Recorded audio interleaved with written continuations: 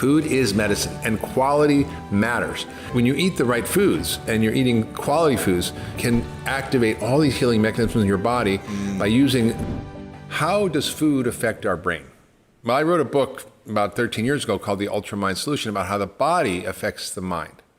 We often know about the mind-body effect, which is real, but there's also the other direction going on. And it turns out that food is probably the biggest driver of dysfunction in the brain when it comes to mood, behavior, attention, memory. And this is not just sort of hypothetical, but there's a whole department, for example, at Harvard of nutritional psychiatry. There's a whole department at Stanford of metabolic psychiatry. I've had both of them on my podcast, The Doctor's Pharmacy. The doctors from those institutions are talking about the role of food and the brain and the mood. And we see depression, anxiety, irritability, stress. It turns out that when you eat the American diet, or otherwise known as the SAD diet, the standard American diet, that people are damaging their brains in ways that create inflammation in the brain. And we now know that mental illness often is an inflamed brain.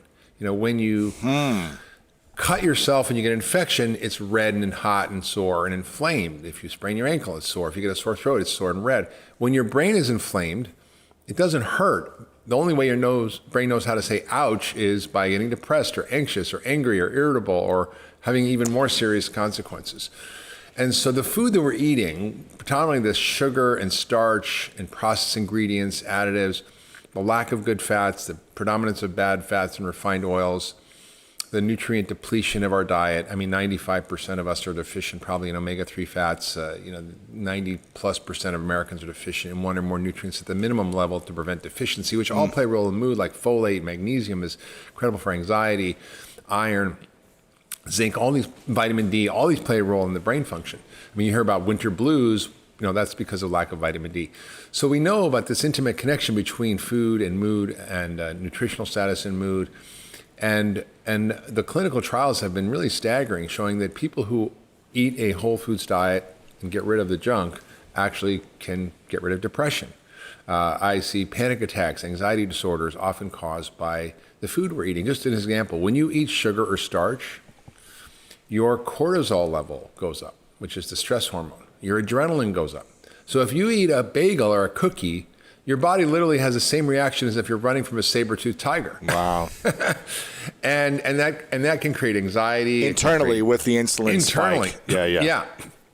I mean, you could be totally fine and calm and take 5 deep breaths before your meal, but if you eat all that crap, your brain is going to feel it, your body's going to feel it. So what happens to the brain when you're eating a bagel or an ice cream cone or whatever it is, and it goes into your gut? Does it send signals to your brain, and then it starts to, what does that do? Is it inflame it in that moment? Does it take time to inflame something? Yeah. So there's a whole cascade of things that happens when you eat mostly the starch and sugar. That's 60% of our diet, right? It's ultra processed food. Mm-hmm. It's the main ingredients of corn and flour and sugar that are in everything. And what happens is you get this spike in blood sugar, which then creates a spike in insulin. At the same time, you get an immediate spike in cortisol and adrenaline. That's the first phase of response. Of course, it affects your liver and screws up your cholesterol and all that. But what happens next is even more concerning. It drives all the available fuel in your bloodstream from all the food you've eaten, sugar and starch and whatever bad fats, it drives it into your fat cells. And it's a one-way street into your fat cells called your adipocytes around your belly, those belly fat cells. Those fat cells, in turn, create a whole series of chemicals, like hundreds of chemicals, hormones, inflammatory markers and messengers, neurotransmitters. It's quite striking when you look at, they're not just like holding up your pants, it's fat there. It's like, it's actually doing stuff. And when you eat in that way, it drives hunger, it stores fat, it shuts down your metabolism, and it literally slows your metabolism. And even worse, it locks the fat cells so that fat can't get out. It's like a one-way turnstile, only can get in. And then on top of that, it releases all these inflammatory messenger molecules, we call them adipocytokines, that go to your brain and they create inflammation in the brain. So it's a kind of a downstream effect of chronic eating this way. If you have one cookie or one bagel, it's not going to kill you, right? But if you're constantly eating this stuff, and we're talking about the average American eats a pound, almost, of flour and sugar a day. Wow. A pound. Like 152 pounds of sugar and 133 pounds of flour, you add that up, and And I know I'm not eating that much and you aren't. So a lot of people are making up for the difference. Right. So food affects your mood for sure. Yeah, and not even that. It's not even just, what it was striking, and I don't know if you had David Perlmutter on the show, but he wrote a book called Brainwash, and it really speaks to what happens to the brain when you don't eat real whole foods and you eat too much of this American diet that we're all eating. It disconnects the frontal lobe from the amygdala. Now, what does that mean in English? The frontal lobe is the grown-up. It's the adult in the room. It's like you think you're going to punch that guy, but you go, I better not punch that guy, right? Right. It's that adult in the room that sort of is your higher self. And the amygdala is your reptile brain. It's your lizard brain. It's going to just run or fight or flee. And what happens is literally physiologically, these parts of the brain are connected. But when you eat crap, they get disconnected. And so you're constantly reacting from your amygdala with no grown-up in the room, which is why we see this level of divisiveness and hatred. And I mean, just all the upheaval we're seeing in society now. I think a large part of that has to do with our brains being constantly triggered by this reptilian insult that is driving behavior change. And when we look at the fact of other data to support it, it's not just a theory. In prisons, if you give prisoners healthy food, swapping out all the crap they eat in prisons, which is pretty darn bad, there's a 56% reduction in violent crime in the prisons. If you add a multivitamin, it's an 80% reduction. Come on. If you look at kids, and this is in juvenile detention centers, we've done clinical trials because these people locked up. So it's a really great kind of study. Now, these kind of studies are hard to do because mostly we call them free living humans who don't really behave and they'll do whatever they want. And they don't follow the study protocol. When you're locked up, you get what you get, right? And so they took these kids. The environment's the same for everyone. Yeah, all that stuff. That's right. And they took these kids and these were kids who were disruptive, violent, aggressive, oppositional, suicidal. By cleaning up their diet and giving them whole foods, there was a 91% reduction in all violent behavior. Oppositional behavior, need for restraints went down. Suicide went down 100%. I mean, it's the third leading cause of death in that age group. It went down 100%. No suicides. And so you see this incredible data that comes from understanding nutritional psychiatry. And you go, wait a minute, maybe some of our messed up society has to do with not only the problems with obesity and the problems with chronic disease and the fact that COVID is landed on a perfect, laboratory for spreading in America because we're all so unhealthy and our immune systems are so sick because of our diet. But it's also led to this incredible disruption of our brain and our mood and our behavior, which we're seeing it rampant in society today. What would you say are the 3 foods we should all stay away from in order to increase the happiness of our mental health? Oh, that's not hard. So, in my book, The Pegan Diet, it's called 21 Practical Principles for Reclaiming Your Health in a Nutritionally Confusing World. and it's really practical, and there's a bunch of steps at the end. But I think, the real dangers are, one, high fructose corn syrup. Because anything with high fructose corn syrup, almost by definition, is a highly processed food that comes with all kinds of other bad crap. So if you're reading labels, like if you just can eliminate that would be like number 1. Number 2 would be trans fats, hydrogenated fats, which... What is that? What's that in? What foods is that in? Is that processed packaged foods? What, hydrogenated fats? Is that fried food? Is that French fries? Yeah. So hydrogenated fats have literally been banned by the FDA, essentially ruled not safe to eat, but they're still out there. Okay, you can still find them. It's less, but and they used to be really. It makes Crisco shortening. So anything that comes with a baked good or any processed food.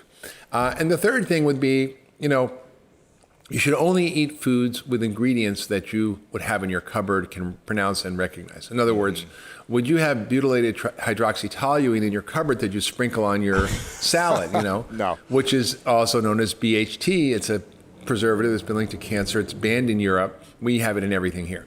So if you wouldn't have, azodicarbonamide in your cupboard that you would use in your stir fries, you probably shouldn't eat it. And yet this is in so much of our foods. In fact, in America, it's legal. This is an ingredient that's used in breads to make them fluffier.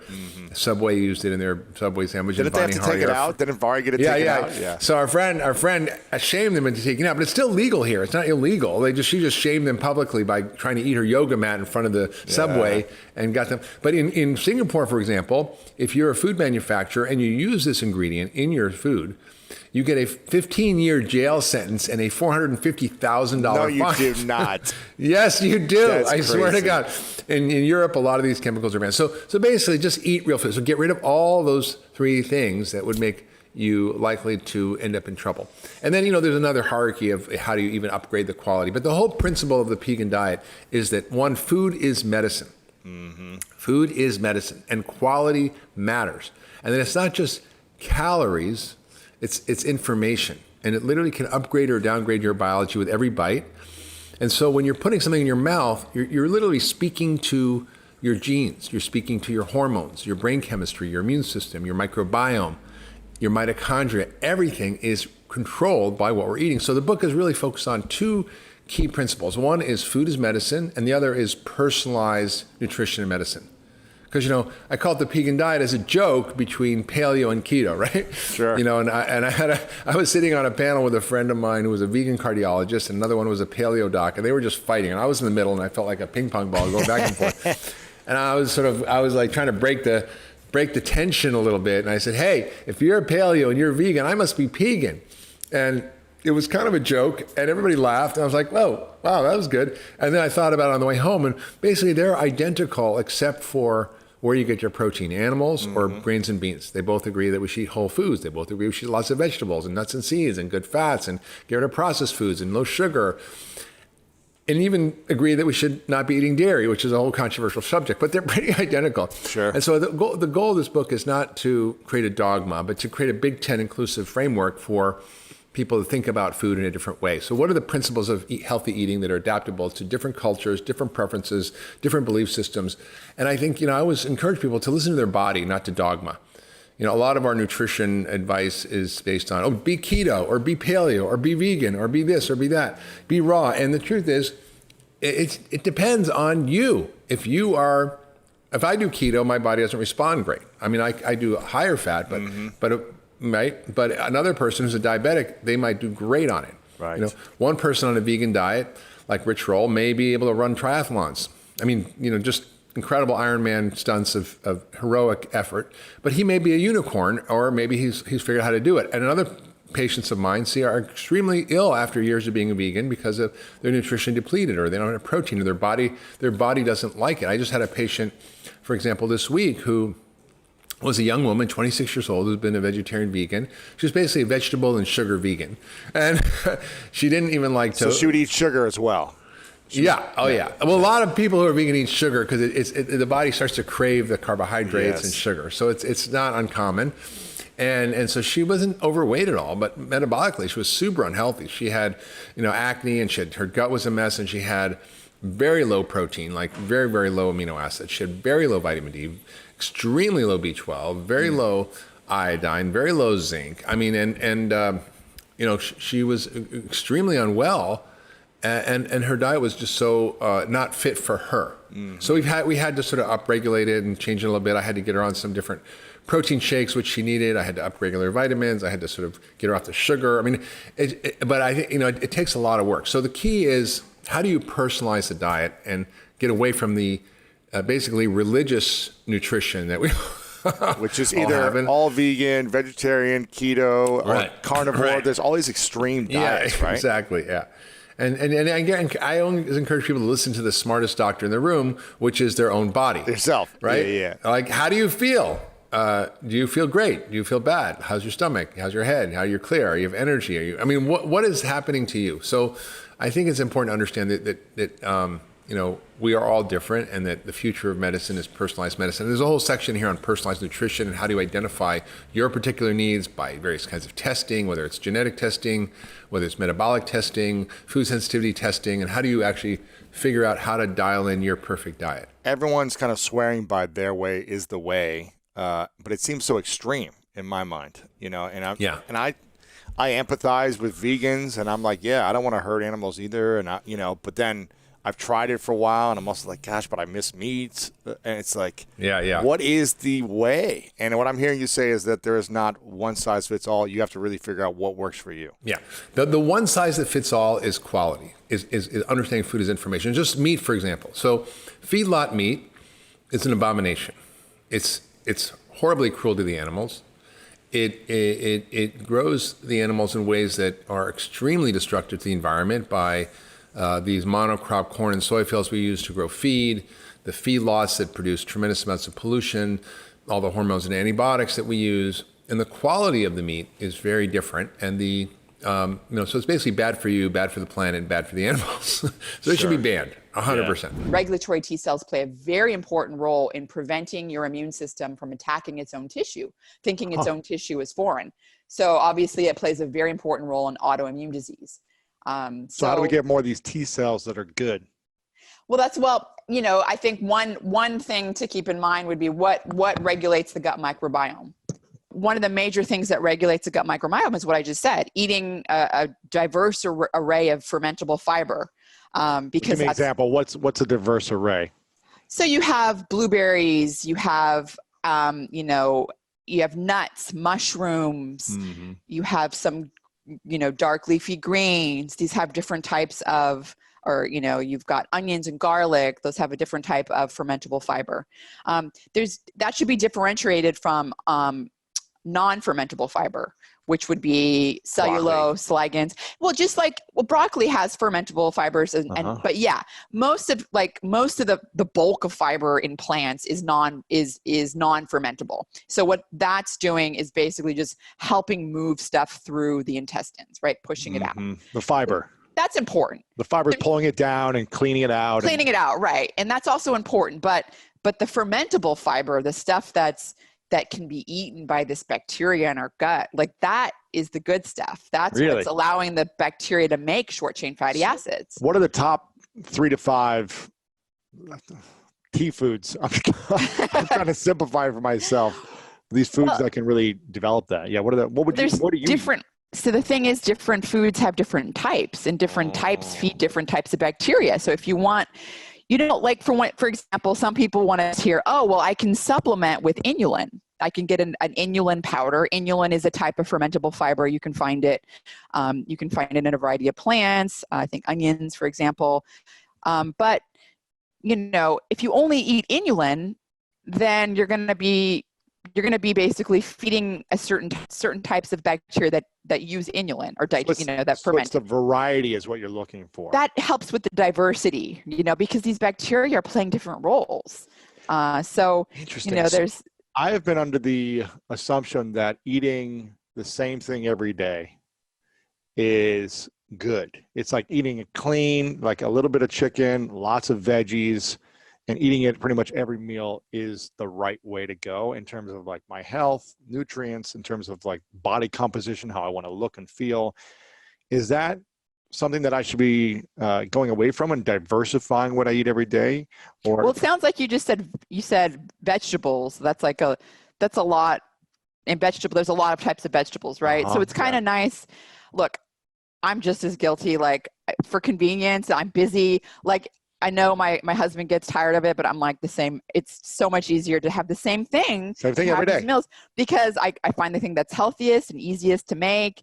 And there's days where, let's say, I'm not working all day, then I can be more creative and I have more time. But generally speaking, it's easier to kind of stick to the same thing. But it's nice. If you were going to, let's say you came up with a new company, a product that was a meal that you had to have the same meal every day for lunch and dinner and snack. And this would be the thing that you could sell to people. What would be included in that meal that you were like, you know what?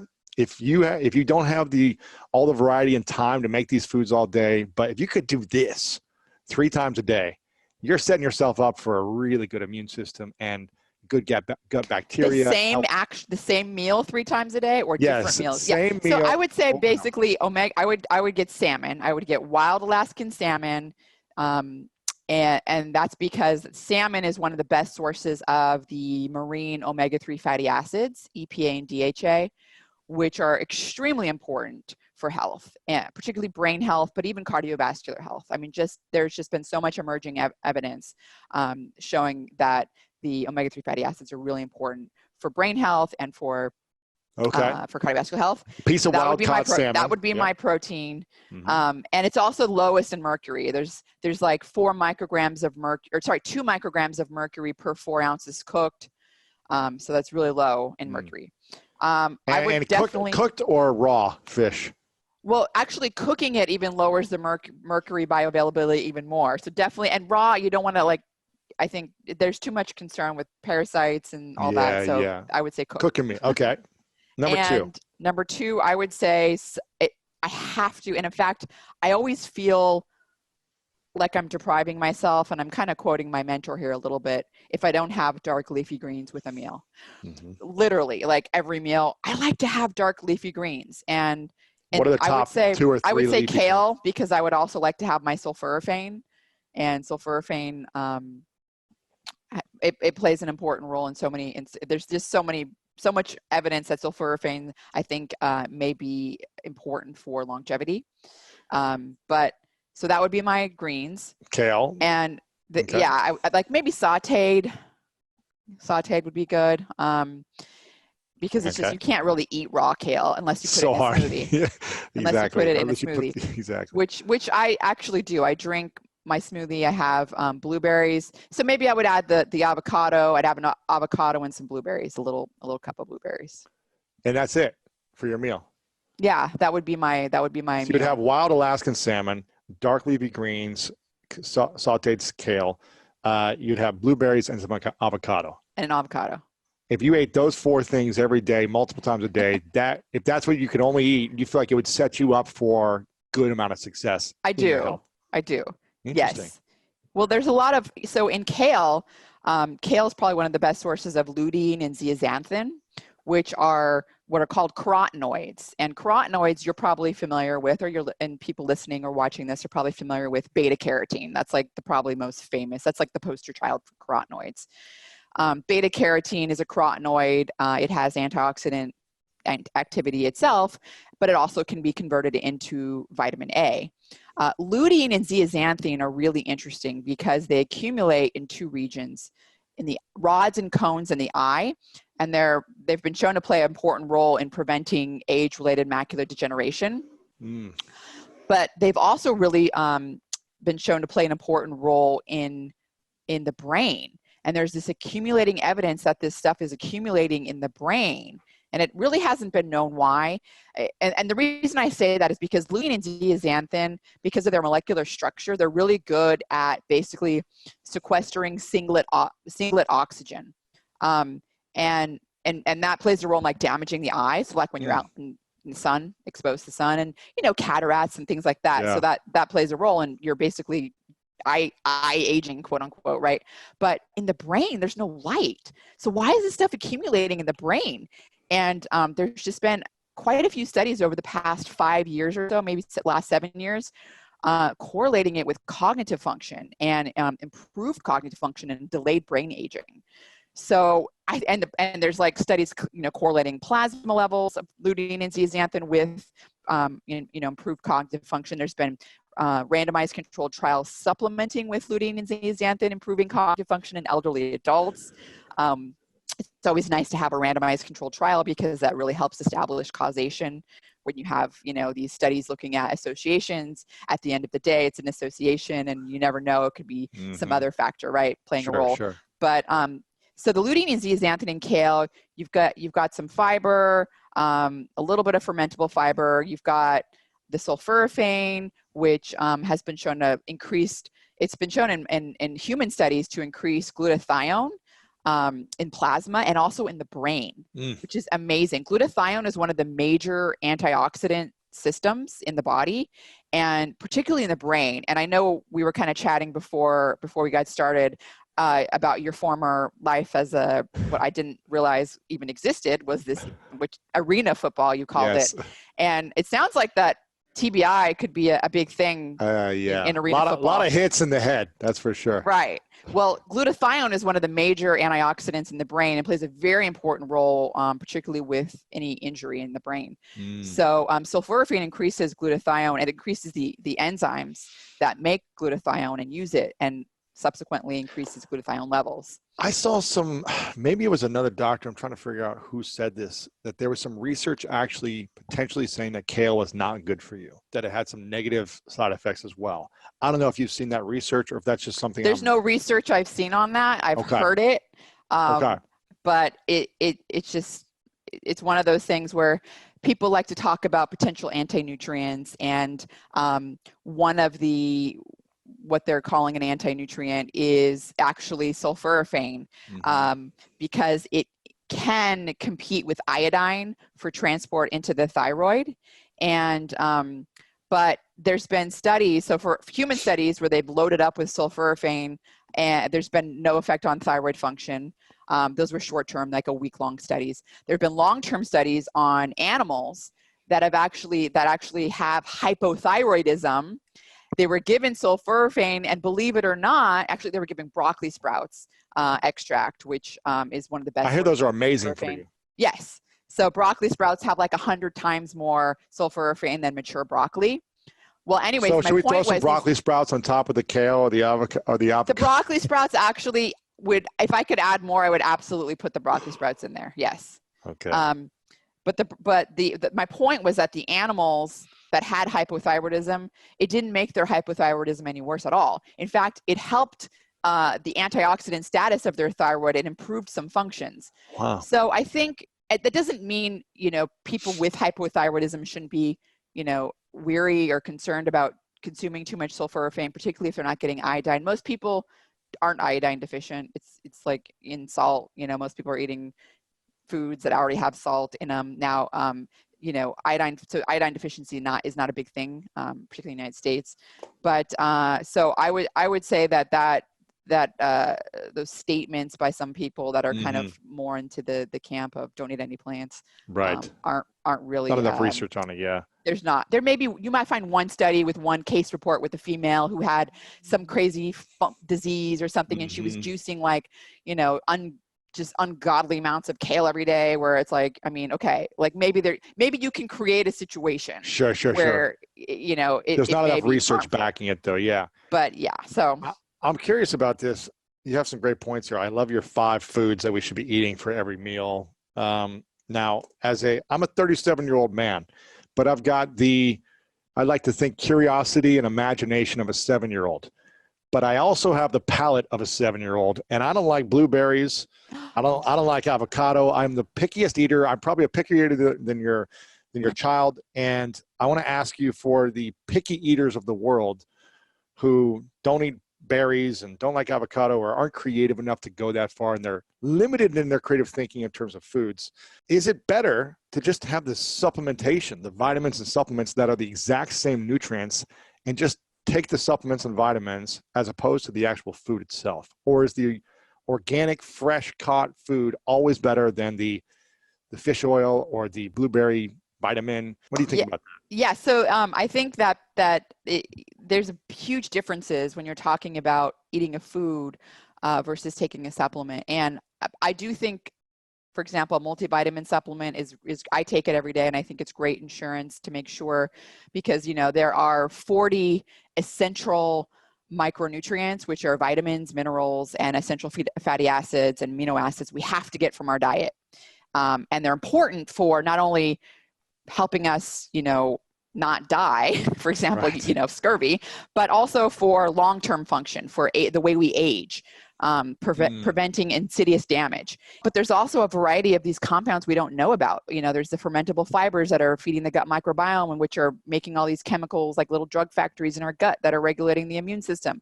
We've got polyphenols, like blueberries have been shown, in multiple clinical studies, it's been shown to increase blood flow to the brain and improve cognitive function and memory in both young adolescents and older adults. And this was thought to be due to the anthocyanins in blueberries. And, so there's, food has so many components, probably so many things we haven't even discovered yet. so many compounds that were just, there's this new compound that was discovered in dark leafy greens called sulfaquinolone or something, which is now been shown to like have a specific purpose of feeding the gut microbiome, kind of like the fermentable fiber. So it's one of those things where food has so much to it, and there's so many parts to the story. It's not just about getting the vitamin, right? It's not just about getting that one mineral. And I will say that when I was a postdoc with Dr. Bruce Ames at the Children's Hospital Oakland Research Institute, there was a variety of clinical studies that I was a part of where my colleagues had designed this nutrient dense bar that had a variety of vitamins and minerals. It also had DHA, which is one of the marine omega-3 fatty acids found in fish. And it also had fiber, a fiber matrix. And there was a variety of studies that we were doing in obese and lean individuals. And so it was like the ultimate food bar. It was like everything you need in this meal. It was like it was like the micronutrient bar where you were giving the micronutrients, but you were delivering them with a food matrix, like fiber, right? Yes. And so there's all these benefits that were found from this bar that were particularly benefits found in people that were overweight or obese, that we didn't ask them to change their diet. They were eating their same diet, but you give them this bar on top of that and you would have improvements. And inflammation, in HDL cholesterol, which is a good type of cholesterol. So you'd have all these improvements, but if you took away the food matrix, and just had the bar without the fiber and just the micronutrients, some of those benefits would go away. But if you gave the fiber by itself, the benefits would go away. It was the whole package. It was everything together that was important. So, with that said, I do think there is a place for supplementation, and, particularly with fish oil. I think fish oil is one of those supplements that every day I take it, and I think that there's just mounting evidence that it's beneficial. I mean, high dose, it has to be in the right dose for some people, and it's been shown to really lower triglycerides, for example. But again, there's conflicting studies, and a lot of times when you look at these clinical trials, it all has to do with dose. It has to do with, were they taking a statin, for example, which can sort of mask some of the benefits. There's all sorts of things that are complications. It complicates everything. And then you get all this data and you're like, wait a minute, but yesterday it was not good for you. Today it is good for you. Right? How are you supposed to know when there's so much information out there about medical news, about health news, nutrition news, supplement news? How do you know what to trust when there's just so much news out there about what's working and what's not working? I mean, it's hard to know. It's hard. It's hard for me to kind of sort through it. Then you add this layer of genetics. That's also complicating, particularly with the randomized controlled trials. Like there's genes that people have where they actually need a higher dose of fish oil to have benefits, which is super interesting. There's also genes where people that get omega-3 from the plant source, because there's a plant form, alpha-linoleic acid, ALA, that for chia seeds or flax seeds or walnuts, they don't convert that ALA into the EPA and DHA very well. And those EPA and DHA are ultimately what are regulating everything that's important for health. So again, you have the genetics that comes into, and this is also the case for studies on saturated fat, the genetics plays a role in that as well. So there's so many factors when designing a clinical trial. And I think the burden is on the researchers. The researchers have to come to a consensus, right, and realize, but then a decade later, they may come to a new consensus with new research where it's like, we thought, I don't know, leafy greens were healthy, but now it's actually killing you, right? It's like, not that it's going to happen, but I'm just saying, it seems like over decades, what scientists and researchers think sometimes is accurate, we find later evidence that it may not be 100% true. That is true. That is true. But I think when you have overwhelming evidence in multiple fields and multiple areas, so you have the epidemiological evidence, you have the associative studies, you have the randomized controlled trials where you start and you give someone something and then you measure an endpoint. The double placebo testing, everything. Right. And then you have the mechanistic studies where you start to look at how it's happening, and you do these animal studies. That together combined, the whole comprehensive literature, I would say is what really strengthens. Yeah, the matrix of studies when makes it a whole. when everything starts to come and point to that direction. I have so many questions. This one just came to my mind really quick. As I live in Los Angeles. I'm from Ohio. So being from Ohio, you grow up eating meat and cheese and milk. I remember I lived in a dorm. I went in 8th grade, I went to a private school, boarding school, and I lived in a dorm with a bunch of other kids in middle school. And I actually had a milk dispenser, a 5-gallon whole milk dispenser. And I would drink that every 3 days by myself. 5 gallons within 3 days, because I thought milk was good. You're supposed to drink it all day long. So, you drink it before sleep, everything. I have a question about being in LA now. Growing up in Ohio, which is all about meat and potatoes, now being in LA, it's all about being vegan. And everything is around either keto or veganism or paleo or vegan. It's like you're good, you're bad, you're right, you're wrong. There's documentaries that are coming out all the time about veganism, all that stuff. If you had to calculate with your wealth of information and knowledge, who would be healthier? The person who is vegan eating the best foods all day, or the meat eater eating the best, healthiest foods all day? Who do you think would have a healthier? The meat eater also would be including eating vegetables. Including plants and vegetables as well. But so they're an omnivore. Yes, they're eating meat, but they're also eating all the other good foods. Or someone who's eating all the other good foods, excluding meat. So veganism win, taking out all the processed foods in both camps, right? Both camps, no unhealthy. Whole foods, healthy. One is having meat every day, a portion of meat, and one is not having meat. Who is a healthier, happier human being that lives longer? Well, I can tell you, I don't know, but we can talk about what the evidence has shown. And I think probably the strongest evidence to date, most of this evidence is unfortunately epidemiological, because you're never going to get a randomized controlled trial that's 50 years long. I mean, you're not going to, that's not going to happen. It's too expensive, and people won't follow the same diet for that long, right? So you won't ever have a longevity study. That's a randomized controlled trial. Okay. But looking at the epidemiological studies, for a long time, you'd have study after study coming out showing, vegetarians have a lower, what's called all-cause mortality than non-vegetarians, or than people that eat animal meat. All-cause mortality means basically dying from all types of diseases that are non-accidental.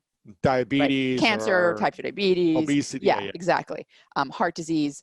So vegetarians die less.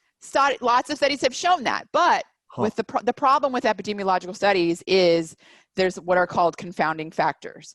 So you have people that are also obese, you have people that are sedentary, you have people that exercise, you have people that smoke, you have, so what about all those other things? How do those come into play, right? Interesting. And so there have now been studies, large studies that have looked at confounding factors and have found, yes, vegetarians do have lower all-cause mortality, particularly cancer-related mortality, than people who eat meat.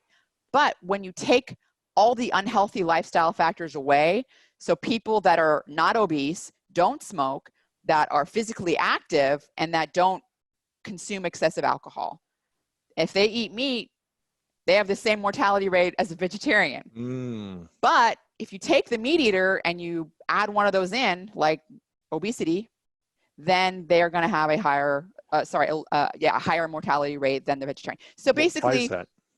Meat has a different amino acid profile, and part of that amino acid profile can activate a hormone, a very important hormone, but it's got it's like a double-edged sword hormone. It's called IGF-1, insulin growth factor like 1. And this hormone is an important hormone. Like during development, it helps you grow. I mean, it's needed to grow. People that have genetic polymorphisms in genes that affect that pathway and have less of it have stunted growth. So it's important for growth. It's important for muscle repair. Like you want IGF-1 in your muscles to help repair muscles after you injure them or after you exercise, right? That's a type of injury. But can't you get that from supplementation, from protein or supplements as well? Well, so this is the bottom line, is that the IGF-1, which is activated by essential amino acids. You've got like leucine, for example, methionine. It also is important in the brain for growing new neurons. I'm just telling you the importance of it, because the problem with IGF-1 is that as we age and we accumulate damage within our cells, and this happens to everyone, and you have a cell that, let's say a cell gets enough damage, it has a mutation that could potentially become a cancer-causing mutation. The IGF-1 that's around, which is around a lot more in meat eaters, it allows a damaged cell to overcome signals in our body that will usually kill it and say, oh, this has got damage. If we don't kill it, it could become cancer. IGF-1 goes, no, grow, keep growing. And so IGF-1, it's a growth hormone. It's a growth hormone or stimulus. Exactly what it is. Yeah. And in fact, so it's going to grow any cancer or any disease. It's going to allow things to grow more. Yeah. What would you say are the brain foods that would actually help increase our mood, the function of our mood, to feeling better, not in an addictive, I need this all the time, McDonald's hit, but overall calming, happy, healthy mood? Well, I think that, omega-3 sources are huge. We know those are really necessary for brain health. So, oily fish are the best sources. I think there are some of the mushrooms. The one most studied is lion's mane, which is a very good edible mushroom, but that really looks as if it improves cognitive function and protects the brain. I think anti-inflammatory agents like turmeric, ginger are great. Olive oil is good too. Olive oil, of course. Do you take supplements yourself? I do. I take a multi-nutrient supplement. I take CoQ10. I take magnesium. I take a number of mushroom formulas. Really? And you make them yourself? I don't make them, but a friend of mine does, and I'm a great believer in mushrooms and their medicinal benefits. How long have you been studying mushrooms? Geez, probably since the 1970s also. I first became interested in, I grew up, my mother was very fearful of mushrooms, as many people were. She said, don't even touch them, you'll get poisoned. Really? Yeah. And so I first got interested in food mushrooms, and then started when I began reading about Chinese medicine to see how much they were valued in Chinese medicine. And in Western medicine, we never paid any attention to them. So that interested me, and I began looking at, what are the effects of these things and why are they so much loved in Asia? And they're really interesting. A lot of these affect immunity, resistance to cancer, viruses. They're great. So I began, really became knowledgeable about mushrooms. Really? Yeah. So you take them daily or weekly? And I eat mushrooms whenever I get the chance. Mushrooms are powerful, huh? They're real powerful. Wasn't there a documentary called like The Magic Power of Mushrooms or something? I'm sure. Did you see this on Netflix, I think? Yeah. There's how many species of mushroom? Countless. I don't think we know thousands, all of them. right? Yeah, thousands and thousands. And the percentage of them that can kill you is very tiny. So when you go out, when you learn to pick wild mushrooms, the first thing you want to do is learn the ones that can kill you. Right. And those are fairly easy to learn. And then once you learn those and avoid them, you can experiment. And the worst thing you're going to get is a stomach ache of one sort or another. For a few hours and you'll be fine. Yeah. Talk to me about teas, because I'm interested in teas. Sure. And the power of teas, and what is the purpose of tea, and why do people drink it so much in general? Okay, first of all, tea all comes from one plant. It's Camellia sinensis, the tea plant. A lot of things people call teas are herbal infusions, that aren't made from the tea plant. So chamomile tea is not tea. It's not tea. Rooibos tea is not tea. What is it? It's just herbs. It's an herbal infusion, But if you're talking strictly about tea, it's all from this one species of plant. And where does the species grow? It can grow anywhere. Well, it's native to China and India, but it can. I hear people are cultivating tea in Oregon now. I haven't tried any of it yet. Interesting. Anyway, so it can grow over a wide, in it can't take frost, but it can grow in a lot of different areas. Okay. But then there are many varieties of tea depending on how the tea is grown, how it's treated, whether it's steamed, dried, roasted, toasted, how long it's oxidized. And you've got like everything from white tea, which is very delicate, green tea, oolong tea, black tea. There's all sorts of different preferences. When I was growing up, tea was what old people and sick people drank. Right. Or iced tea on the golf course with a lot of sugar. Yeah. And the only tea that we had available, was tea in bags, and that's the common stuff is literally the sweepings from the floor of tea estates. So it's been only relatively recently that people in this country have become aware of good tea. What are the benefits of tea? Why drink tea? Well, it's agreeable. I mean, for centuries, people have found it to be agreeable. It's a stimulant. It's got caffeine. All tea, or I guess? All true tea has caffeine. Got it. Some has more than others. Like a mint tea that's non-caffeine, that's not tea. There is, however, mint-flavored tea. So you got to read the label. But that's with caffeine. Yes, if that's with tea, caffeine. it has caffeine. Right. Now, the stimulation, however, of tea is very different from that of coffee. Coffee has more caffeine in it, but they have different other things in them. And tea has a compound called L-theanine that you've probably heard of. That's a relaxant. And I think that combination really affects the quality of stimulation of caffeine. So it's got caffeine, which gives you sharper energy, but also a relaxation. Yes, so people, I think describe it as a relaxed alertness. Interesting. Different from the stimulation of coffee, which I personally think is much more jangling. A jittery alertness versus a calm alertness, a focused alertness. Exactly. Yeah. Now, the other observation I make, I don't want to bash coffee too badly, but I see an awful lot of people who are addicted to coffee, physically addicted. If they try to stop, they have a withdrawal syndrome. It's like a lethargy and then a pounding headache, and it can, it lasts for 48 hours and instantly relieved if you have some coffee. Right. You don't see that with tea, rarely. You're not like, I need my tea this morning. Yeah, exactly. Rarely. I'm on my fifth cup of tea. Exactly. And also, when I was actively seeing patients, I used to say that I would produce one miracle cure a week by getting somebody to stop drinking coffee. And it was from everything from hand tremors to irregular heartbeats to bladder problems, GI problems, stomach problems, a whole range of stuff, and they had no idea that the coffee was doing it to them. But you got them off the coffee, and they were like 2 weeks later they were fine. Fine, and these were often problems that had gone on for years, and nobody had ever told them no. You're breaking people's hearts. Exactly right. But also, there's a huge variation in how people respond to caffeine in general and coffee in particular. I see people who have no idea that the 1 cup of coffee they have in the morning is the reason they can't sleep at night. And I see other people who can drink a pot of coffee at bedtime and fine. So you got to find out where you are on that spectrum. Yeah, I can have a cappuccino at night after like 10 o'clock and pass out the next hour. You're relatively caffeine insensitive. Yeah. Not that I need it. I just like little taste or whatever. And I wonder, and I'll drink it in the mornings, and it doesn't like give me more energy. Yeah. I feel like I have energy. Right. But when people say they get energy from coffee, it's their energy. Coffee just bunches it up.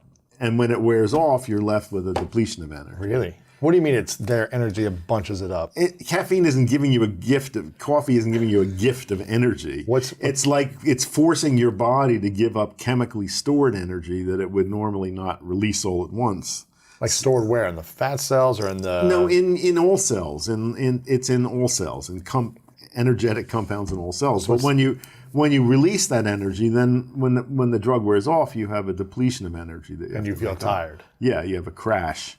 So... And why does tea not do that specifically? Probably because it's less caffeine, so it's gentler stimulation, and it's also got this other compound that moderates the thing. So I guess you could find tea addicts. I don't see them very often. Right. And I don't see many people who say they get a crash from tea drinking.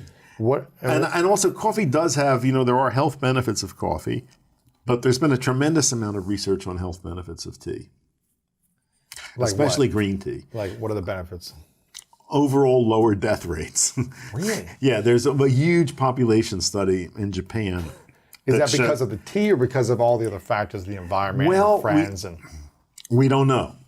But there's a clear association between the more tea people drink, lower causes, all causes of death. It's got improved cardiovascular health, lower rates of cancer, all sorts of stuff like that. And of the various forms of tea, personally, I think green tea has been most studied. Here's the thing: when I drink green tea in the morning with no food, it makes me feel a little upset. Like I've thrown up before. I've heard this from people. I can get a little nauseous sometimes. I hear this from people. So you want to have food in your stomach, right? That's a fairly simple fix. Gotcha. Yeah. Well, why is that? Do you think? I don't know. And with it's coffee, not, I'm fine. I mean, interesting. I like don't know. I can drink coffee in the morning and not eat all day. I do not know why. Huh? Maybe there's a compound in the tea that's stimulating something. Interesting. So my preferred form is matcha green tea, which is the powdered tea. Yeah, but matcha doesn't make me feel sick. Okay, good. I like matcha. Oh, good. I'm glad to hear that. Yeah. You got to try our matcha, which is the best. But you guys have, I mean, the best domain in the tea world, which is matcha.com. Yeah, well, that was a good score. And why did you get in? How did you get into matcha? When I was 17, I was on a student exchange program. This was 1959. Rotary? No, actually, it was an experimental school called the International School of America. Your whole life just sounds woo-woo and out there, which I love. This was great. I got to travel around the world for 9 months and live with native families in different cultures. You didn't speak the language. Changed my life. Well, anyway. It's for a quick story there before you tell it. My dad, we had 7 exchange students live with us when I was a kid. Yeah. So it's like, we didn't have the money to travel. Right. But it's you like brought it to you. We brought it to me, so we had people from all over the world teaching us the culture and the food. There's and the no substitute for that. Amazing. No substitute for that, for knowing about other cultures. Yeah. Anyway, so I lived with Japanese families outside of Tokyo and Kobe. And the Japanese family outside of Tokyo, there was supposed to be a student studying English, but there was no language. No one spoke English. No one spoke English. So the second night that I was there, the mother, through gestures, made known she wanted to take me next door to her neighbor who was a tea ceremony practitioner. That's kind of cool. It was cool. So the three of us sat around, and this woman in kimono made matcha. So first of all, the color of the matcha just blew me away. I mean, it's this brilliant green powder. I'd never seen green like that. And then the whisk that they whisked it in a bowl to a froth is a marvel of Japanese craftsmanship, carved from a single piece of bamboo. And that whisk just, I loved it. I wanted one of those. So I then, in the 1970s, I began going to Japan fairly regularly for different things. And whenever I'd go, I'd bring matcha back and turn people onto it. Nobody had ever heard of matcha. And I'd make it for people. And somewhere in the 80s, maybe 90s, I started importing matcha from a company in Japan that I met and selling it on my website, drwild.com. Way ahead of its time. You know, there was no awareness of matcha before at all. Starbucks made it. Yeah. So, but then watching matcha suddenly become popular here, I was amazed, but also disappointed that so much of the matcha here was terrible. Well, it's just sugar infused. But also the matcha itself, because it's such a fine powder, it's got a huge surface area. It oxidizes very quickly. So if it's not stored properly, it loses that green color, becomes sort of yellowish green or gray green. It gets bitter. And a lot of people, that's all the only matcha they've tried is stuff like that. So I really wanted to turn people on to good matcha. What are the benefits of matcha in general? Well, it's the only form of tea in which the whole leaf is consumed. And it's got a higher content of antioxidants and flavor compounds than that L-theanine than other forms of tea. So it's grown in an unusual way. It's like they're special tea plants, and starting about 3 weeks before they harvest it, they cover the plants with shade cloth. It's about a 90% shade cloth, so pretty dark. And in response to that, the leaves get bigger. To try to get the sun. To get it bigger and thinner. They produce more chlorophyll to try to make more energy. And they produce more antioxidants and more flavor compounds. And then the leaves are harvested, steamed, dried, aged, and then they're ground between stones. It used to be done by hand. Now they're sort of mechanically driven. But it's these grooved granite stones to this superfine powder. And so it's it's a special form of tea that has higher content of all the good stuff. I'm gonna have to come to Tucson and have you make me some. I would sometime. love to do that. Whisk it up for me. I would love to traditional- do Or that. just go to Japan I'd love to and do that. find a Right. specialty place. But meantime, you can get it from our website, matcha.com. Matcha.com. Yeah. There you go. And Do you guys teach how to make it too? Yes, and there's sell the instructional whisks and- videos, and we sell everything. bowls and everything. Everything's all there. That's exciting. Yeah, that's fun. So it's been fun to turn people onto that. So why matcha over jasmine or green? What's the? I think it's personal Just preference, taste. whatever you like. I like first of all, I just like the look of matcha. I Yeah. like the taste of it. I like the ritual of whisking it. Yeah. Well, you can do it any way you want. And is it, you know, the Starbucks way is like you put almond milk in it or something, but how would you, is this with water? Is this with? Yeah, I like it just with water, no sweetener. That's just the way I like it. I also like iced matcha. I use an electric whisk in room temperature water and then put ice cubes in it. And then when it's hot weather, I like that a lot. Wow. I like to drink green things. What's the, are you drinking one tea a day? Do you have I'd say one a day. for you? Yeah, usually one a day or early in the day. I mean, occasionally I'll have another one, but I usually don't need more than one. What's your nighttime ritual? My nighttime ritual, I eat early. What's that, 5, like 7? 4 to 5, I would say. That's your dinner. Yeah, I like to cook. So even if I'm by myself, I usually cook for myself. Simple stuff, but I like simple, delicious things. So, and I like cooking for other people. And then after dinner, I like to often read, watch movies, depending on the weather, of course. I mean, if it's up in BC and it's light till 10 o'clock, I'm, outdoors and. Right. You're living the dream. You've done so many different interesting things. What's the thing you're most proud of that you've created for the world? There is now a center at the University of Arizona College of Medicine named the Andrew Weil Center for Integrative Medicine. That's pretty cool. Yes. That's pretty cool. And we're the world leader in education in this field. Wow. As I said, we've graduated over 2,000 physicians from our trainings. We train medical students. We have our curriculum in 80 residency programs. We train other health professionals. We train, chiropractors, dentists, nurses in integrative medicine. And, as I've always said, one day we'll be able to drop the word integrated. It'll just be good medicine. And that's coming. And integrative is that the exclusion of medicine, like traditional medicine? No, it builds on conventional medicine. So you still can prescribe absolutely traditional medicine. Yeah, if I've always said if I'm in a serious car accident, I don't want to first go to a Christian Science practitioner or a chiropractor or shaman. I want to go to a trauma center and get put back together. But then I'd use other methods I know to speed up healing. Right. So I think frankly, one of the things I can see happening. I think that. A lot of smaller and community hospitals aren't going to be there in the future. I think nobody's going to be able to afford, that stuff. And that what we call conventional medicine, allopathic medicine, that may become a specialty for dealing with trauma, for critical illness, and there'll be one large facility in cities that has all the hardware. And there'll be new kinds of institutions that'll come into being, that I think of as healing centers. So that's one possible future. You've seen the obesity go up in America since the last 50 years. Yeah. It probably wasn't 2/3 back then. It was probably 1/3 maybe, or not even. I don't know what it was back then. Well, I remember watching, a few years ago, I watched the whole Ken Burns documentary on World War II. Okay. It was on PBS. And there were many crowd scenes, both military and civilian, thousands of people. You don't see a single fat person in those crowds. Is it because they didn't have the money to buy food? Is it because they're, No, it's not. And, the other interesting thing is if you look what people were eating in those days, they didn't know a lot of what we know now. They weren't processing food as much, too, right? But people ate, they were eating meat and potatoes and rice pies and blubber. Yeah. But it was real food made from scratch. They were not eating manufactured food. They weren't eating fast food. There was no fast food then. Right. But there's an enormous change in how people looked. I read there was a book that came out a few years ago that was trying to argue that the obesity epidemic was an artifact of statistics, the way we were measuring people. Bullshit. You just look at this, it's like unbelievable how people have changed. Everyone was fit or looked thinner back then, right? And now everyone looks fatter. Yeah.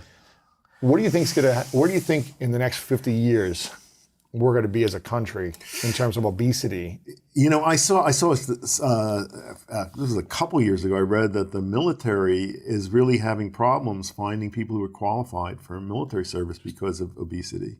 If it's threatening national defense, you'd think, you know, it now people are going to take it seriously. We got to do something. Just because they're not in shape enough to pass the test, the physical test. Yeah. You know, we're in such a mess in this country with regard to food and nutrition. It's hard to know where to start. Where I would start is if we could get people to stop drinking sweet liquids. Right. That would be, we'd had to put it so far ahead of the curve. Soda pop. And it's not just soda pop. It's also fruit juice. It's energy drinks. It's putting sugar in coffee and tea. All the Starbucks matcha. Yeah. So that would be one place to start, just to not drink sweet liquids. You know, that would be a big step. What about alcohol consumption? I don't, you know, sure. I think, you know, the whole key with alcohol is moderation. Yeah. You know, there's constant arguments about whether it's beneficial or harmful, and I think moderation is the key. I don't think that's nearly as big a factor as sugar. Really? Right. And when you created the anti-inflammatory diet, right? Yeah. When was that? Long ago, and you know, I have a history of being ahead of the curve in a lot of areas. You know, that I've been able to foresee trends. I think, the first people to warn people about trans fats 10 years before people took notice of that. So I became aware of this beginnings of this hypothesis that chronic inflammation was the root cause of a lot of different kinds of serious chronic diseases. And that just fascinated me, because when I was in medical school, I was taught that cardiovascular disease had nothing in common with cancer, and that had nothing in common with Alzheimer's or Parkinson's disease. And now suddenly it looks like, you know, all of these things are linked. They have a common root of chronic inflammation. And if that's the case, the good news is then there's a common strategy for dealing with them if you can reduce inappropriate inflammation. So I think there's a lot of misunderstanding about inflammation. You know, inflammation is the cornerstone of the body's healing response. That's inflammation. So inflammation is good when you're in pain. Well, it's good. You know, it's the way the body gets more nourishment and more immune activity to an area that's injured or under attack. Right. So we all know it on the surface of the body. You know, it's redness, swelling, you know, pain, heat, but we aren't aware of it necessarily internally, and especially if it's low level. Inflammation is so powerful and it's so potentially destructive that it's very important that it ends when it's supposed to end and stay where it's supposed to stay. So you don't want it throughout your body all the time. If inflammation persists, if it outlives its purpose, then it causes disease. And it looks now, if you can't produce enough inflammation, you're vulnerable to infection. If you produce too much inflammation, you're vulnerable to allergies and autoimmunity. And it looks like if you've got low-level chronic inflammation going on for a long time, you greatly increase risks of cardiovascular disease, of neurodegenerative disease, and cancer. And so I think one of the best things we can do is learn how to contain it. So what are the factors that influence it? It's partly genetic, it's stress. Exposure to environmental toxins is a big one. Secondhand cigarette smoke is a very powerful pro-inflammatory agent. But diet has a huge influence, and that's one that's potentially under our control. Right. And I think there's no question that the mainstream North American diet is strongly pro-inflammatory. It gives us the wrong kinds of fats, the wrong kinds of carbs, and not enough of the protective elements, which are mostly in fruits, vegetables, herbs, spices, tea, things like that. Yeah. So what would be the anti-inflammatory diet? So a base of high quality produce. You know, and the government always tells us to eat more fruits and vegetables, but the emphasis really should be on vegetables. Okay. Because fruits are sugar sources, and you want to, you know, veggies, more veggies. More veggies. You want to avoid pro-inflammatory fats, which are things like, you know, hydrogenated fats, margarine, vegetable shortening, and the polyunsaturated vegetable oils. Okay. So, you know, you want to eat olive oil should be your main thing. Fat. Or avocado oil. Or avocado oil, yeah. Gotcha. Nuts, seeds, good. They're good, yep. Yes. In terms of carbohydrate, it's not that carbohydrates are bad, it's that you want to reduce consumption of quick digesting ones, the ones that turn quickly into that blood bread? sugar. So everything made with flour. And that's all the snack foods, all the, it's processed. everything, yeah. And sweeteners in general. I mean, that doesn't mean you live without sugar completely, but you want to really keep that to a minimum. So is this all flour, or is this just more? It's all flour. I think one of the almond flour and. Well, that's a nut, so Okay. that's better. But with grains, I think there's such misunderstanding. If I ask people to name a whole grain food, the usual answer I get is whole wheat flour or whole wheat bread. Whole wheat bread is not a whole grain food. Where's the grain? And the FDA doesn't get that. They let that put labels on it saying this is a whole grain food and good for you. Most whole wheat bread is colored white bread.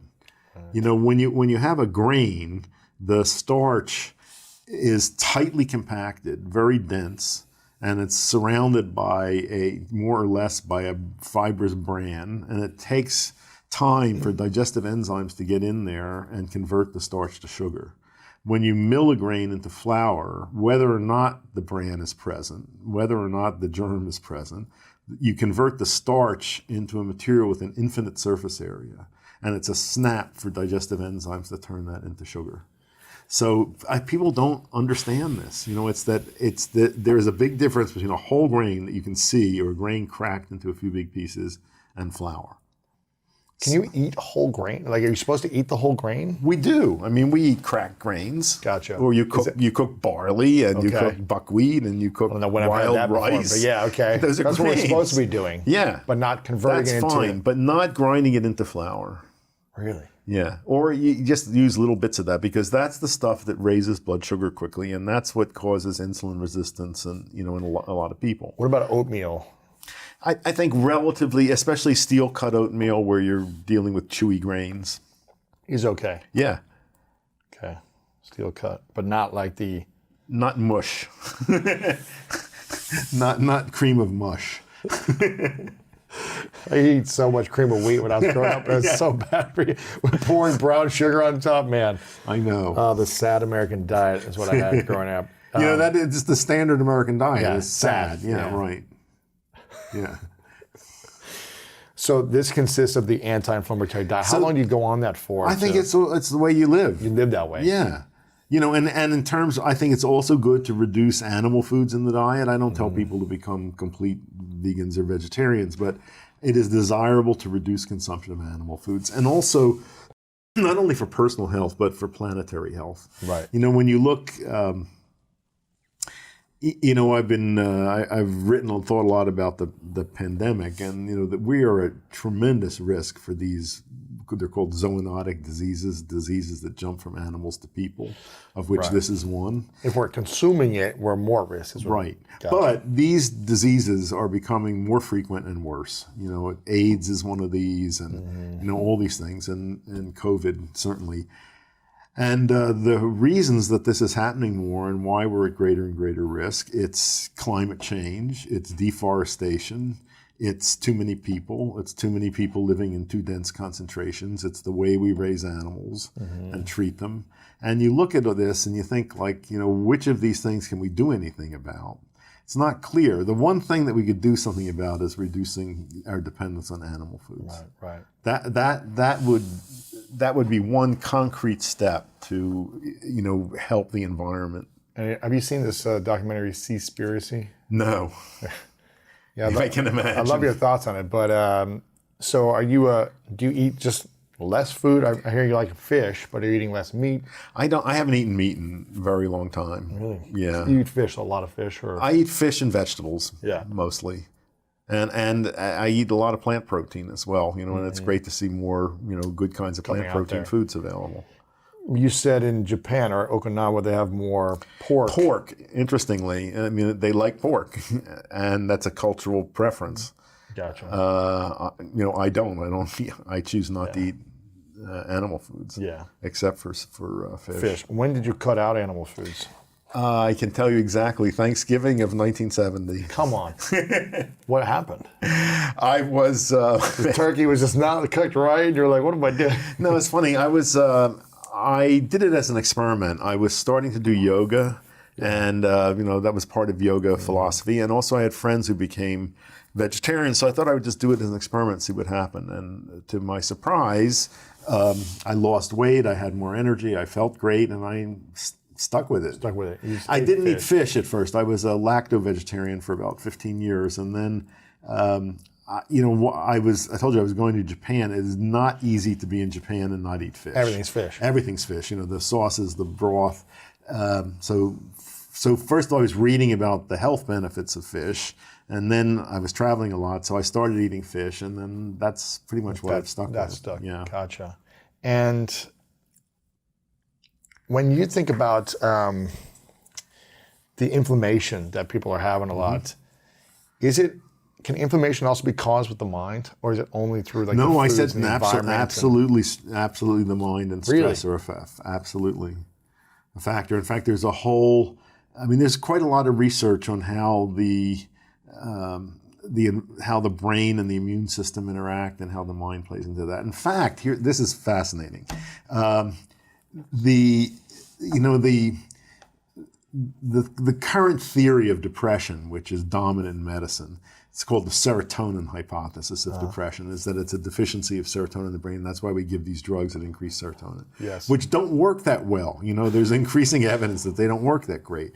Well, there's an alternative hypothesis that's been out there that's been building, which is right. It's called the cytokine hypothesis of depression. This is an interesting story. It's long been known that when domestic animals get sick, cows, pigs, sheep, that they exhibit a cluster of symptoms that's called sickness behavior. And it's usually sick with some sort of infectious disease. They stop moving, they stop socializing, stop eating, they lose interest in sex, they stop eating. So farmers had always thought this was a result of fatigue associated with infection.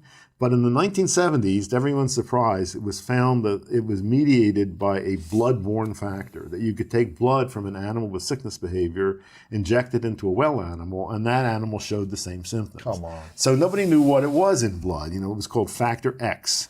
And then it turned out this was identified as a group of regulatory substances called cytokines, which mediate inflammation.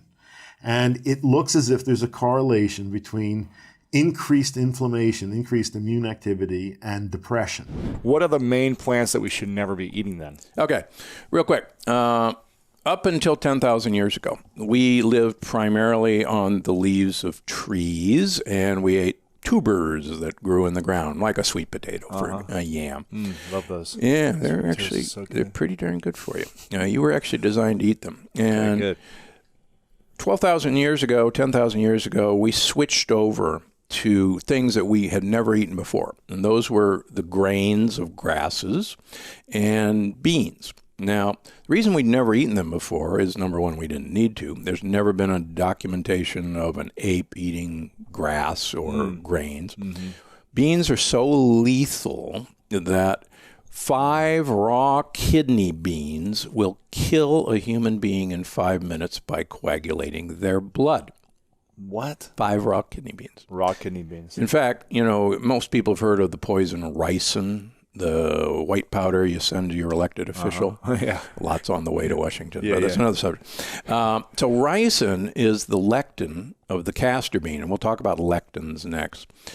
A lectin is the plant defense system. These are proteins that are designed to basically kill us in one way or another. Oh my gosh. And so ricin is so powerful that about 4 molecules of ricin will kill a human being instantaneously. There's a great study that was written up in one of the journals about a few years ago. They decided to have a healthy eating day in Boston. Yeah. And they served the kids beans. And because it's so healthy. Right. Part of the blue zone. Yes. And they had 30 or 40 admissions to the hospital. No way. With severe diarrhea, hypotension, and it turns out that it was all the fact that the beans were undercooked.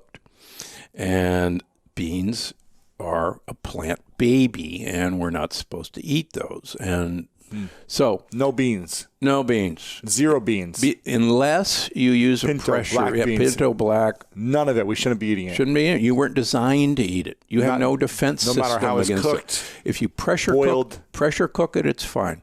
Pressure cook it. What does that even mean? Put it in a pressure cooker. Pressure cooker. Modern pressure cooker is as easy as a rice cooker. Got it. It's one touch. It's not your grandmother's pressure cooker that blew up in the kitchen. And So then it's okay to eat. yeah, so you can pressure cook beans. Now the other thing, we weren't designed to eat grains. Now, And- just a quick question before you start there. How much of it can we eat? Doesn't matter once it's pressure cooked? Here- Obviously, everything in moderation, but I mean, yeah, well, like I was it's presenting. like 20 beans are going to kill me or what? No, if you pressure cook them, they're fine. It's all good. Okay, Yeah. cool. And we talk about how to do this in the plant Got it. paradox. Got it. Okay, cool. But my personal feeling is the only purpose of eating a bean is to get olive oil into my mouth, and we can talk about that as we go along. Okay. So grains, for instance, everybody heard about gluten.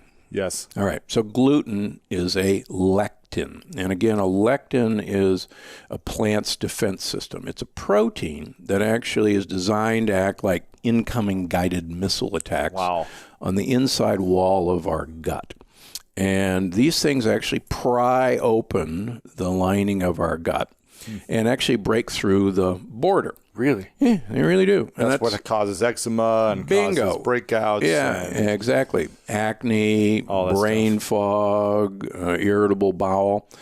This is actually all part of that process. Wow. And so it's fascinating to see people who either have come to see me or have even read the book and then write on Amazon, oh my gosh, I had this horrible eczema and now a month later it's all gone and all I did was, take grains and beans and nightshades away from my diet and everything got better.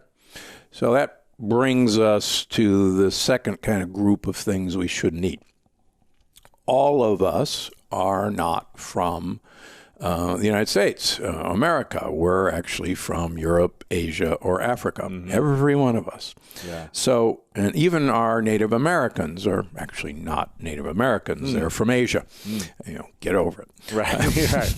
Right. So none of us were exposed to an American plant until 500 years ago when Columbus started trade. So getting to know a new plant, a new lectin in 500 years is speed dating in evolution. I just don't think it can be done. For instance, the Italians refused to eat tomatoes for 200 years after their native son Columbus brought them back because they knew how dangerous they were. They were part of the deadly nightshade family. Really? And when they started eating them, they always peeled and de-seeded their tomatoes because the peels and the seeds actually have the vast majority of the lectins. And it's interesting. Years ago, I did my fellowship in children's heart surgery in London, England, and I had a house officer from Italy, and he invited me up for pasta and tomato sauce. Yes. And so I brought, it'd be nice if I bought a couple cans of canned tomatoes, help out. Sure. And he looks at it, he says, why did you bring me this? We can't use this. So I said, what do you mean? It's canned tomatoes. He says, it's got peels and seeds. You can't make sauce with peels and seeds. He says, Mamma mia, what am I going to do with you? He says, you can't use peels and seeds. And I said, why? He says, they're deadly. And I said, really? And he says, yeah, everybody knows that. And then I thought back, as a child, my grandmother was French, and she taught my mother that you always peel and de-seed tomatoes before you slice them and serve them. So until I went to Yale, I had never had a slice of a tomato with a peel and a seed. Wow. And this was, this has come from cultures. Yeah. For instance, peppers. Peppers are the same way. They're part of the nightshade family. You'll never open a glass jar of Italian bell peppers and see peels and seeds because they're gone. And the most striking thing is the Southwest American Indians always peel and de-seed their peppers before they eat them. The Hatch chili roast will be happening in another month. And what do? They roast their chilies, peel the scarred off part, de-seed them, and then they eat them or they make them into chili powder. Right. And, you can prove this in your grocery store. Buy a can of green chilies, chopped green chilies, open it up. You won't see any peels and seeds because they're gone. So tomatoes and Peppers, and eggplant, potatoes. And potatoes, if you peel them and seed these things, you're safer, correct. But you can Safer. pressure cook them and they're fine. and they're okay. yeah. Got it. Now, there's 2 American beans that everyone should stay away from. Peanuts are not a nut, they're a bean. So good though. 94% of human beings carry a preformed antibody against the peanut lectin. We can take rhesus monkeys, our cousins, give them peanut oil, and they will develop atherosclerosis, heart disease. Really? If we take the lectin out of the peanut oil and then give them the peanut oil, they will not develop heart disease. So if you get lectin-free peanut butter, There is no such thing. dang it. Okay. So get almond butter instead. Yes. It's much So safer. no peanut butter. No, stay away from You it. should It's eliminate really it 100% from your Absolutely. system. We can take, and this has been done, men, feed them peanuts, take their bowel movements, feed them to rats, and you will grow cancerous cells in the rat colon because they've been exposed to the peanut lectin. Ugh. Yeah. Love peanut butter though. Oh, So I can have as much almond butter as I want. And I went to medical school in Georgia. Jimmy Carter. Man, Yeah. peanuts are Peanut butter everything in sandwiches, Georgia. Yeah, nope. Sorry, So don't do eliminate it. Gone. Gone. Say goodbye. This will help me live longer, have a happier, healthier body. And then system. I won't have to operate on you. Right. When you have coronary disease, and you'll go, my "What? gosh. I eat so healthy. I'm having my peanut butter." How many surgeries have you done? Oh, over 10,000. 10,000. Do you have is that what it is? The record? No, not Someone a said it record. was a record-setting heart surgeries. No. Yeah. No. How many heart surgeries? 10,000. 10,000. 10,000. Yeah, it's a lot of heart surgery. What's the cause of these heart diseases? So And it's the reason why you have to do so many of these. It's all in the plant paradox. So 17 years ago, I met a guy by the name of Big Ed, who was a 38-year-old guy who came to see me at Loma Linda because I'm one of these surgeons who will operate on anybody. Wow. Big Ed. Take the rib. Big Ed. 500-pounder? Big Ed, actually, when I met him, weighed 265 pounds. Wow. But he had such extensive coronary artery disease that you couldn't put stents in him. You couldn't do bypasses because there wasn't any place to land. And he was from Miami, and he'd been going around the country carrying his angiogram, the movie of his heart, his cardiac catheterization. And everybody's turning him down. And he finally, after about 6 months of this, comes to see me. And I'm looking at his angiogram, and I'm going, I don't like to turn people down, but everybody's right. We're not going to do you any good. And he said, well, wait a minute. Here's the deal, doc. I've been on a diet for the last 6 months, and I've lost 45 pounds. Now, this is a 265-pounder sitting across from me. It looks like a biker, big gut. And he says, and I've gone to this health food store, and I've taken all these supplements. And he actually brought in this shopping bag full of supplements. He said, maybe I did something in here. And I'm going, yeah, right. I'm kind of scratching my professor beard and saying, well, I know good for you for losing weight, but it's not going to do anything in here. And I know what you did with all those supplements. You made expensive urine. Right, and I really believe that. So he said, well, come on, it's been 6 months. I've come all this way. What would it hurt to get another angiogram, another cardiac catheterization? I said, okay. And so we get a new cath on him. And in 6 months' time, this guy cleans out 50% of the blockages in his heart. 50%. Gone. good. It's pretty darn good. It's unbelievable. Wow. For instance, statistically, on the best statin drug, like Crestor, Lipitor, with the lowest levels of LDL, we scientists at the American Heart Association get crazy if after 5 years your plaque burden has decreased 0.5%. Wow. And we go crazy and we go, oh my gosh, this is a miracle. It's the greatest drug discovery of all time. Right. And we go, really? So this guy, 50% are gone in 6 months. So I actually was so excited, I operated on him and did a 5-vessel bypass. But what if I knew what I knew now, I'd say, hey, great, another year, this will all be clear. Keep going. You won't need the surgery. So I start talking about what he did on this diet. And lo and behold, he gets started on this. I go, time out. I said, I had this crazy thesis at Yale University that I did for 4 years back in the dark ages of human evolutionary biology. And my thesis was you could take a great ape, change its food supply, and change its environment and predict you would arrive at a human being. And I actually successfully defended it and got honors, blah, blah, blah. And so I had given it to my parents and went off to be a famous heart surgeon. Sure. And so he's talking about this. I go, wait a minute, this is my crazy thesis. And here I am, this big guy, running, and I had pre-diabetes. You were. Yeah. This is 15 years ago. Yeah, 15 years ago. Yeah. Running and eating a healthy low-fat diet. And why did all the doctors seem like they're bigger? yeah, exactly. And, we're given all this advice. And so I called my parents in San Diego. I said, hey, you got this thesis? Oh, yeah, it's in the shrine. Yes. Eternal flame. The whole room of your accomplishments. Yeah, that's right. So I said, send it up to me. So I put myself on my thesis, and I lost 50 pounds my first year. Wow. And I lost another 20 pounds subsequently, and I've taken it off.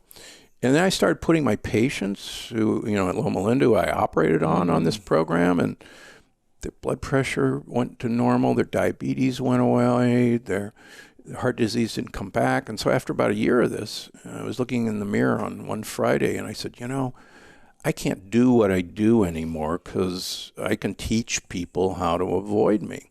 So I actually resigned my position.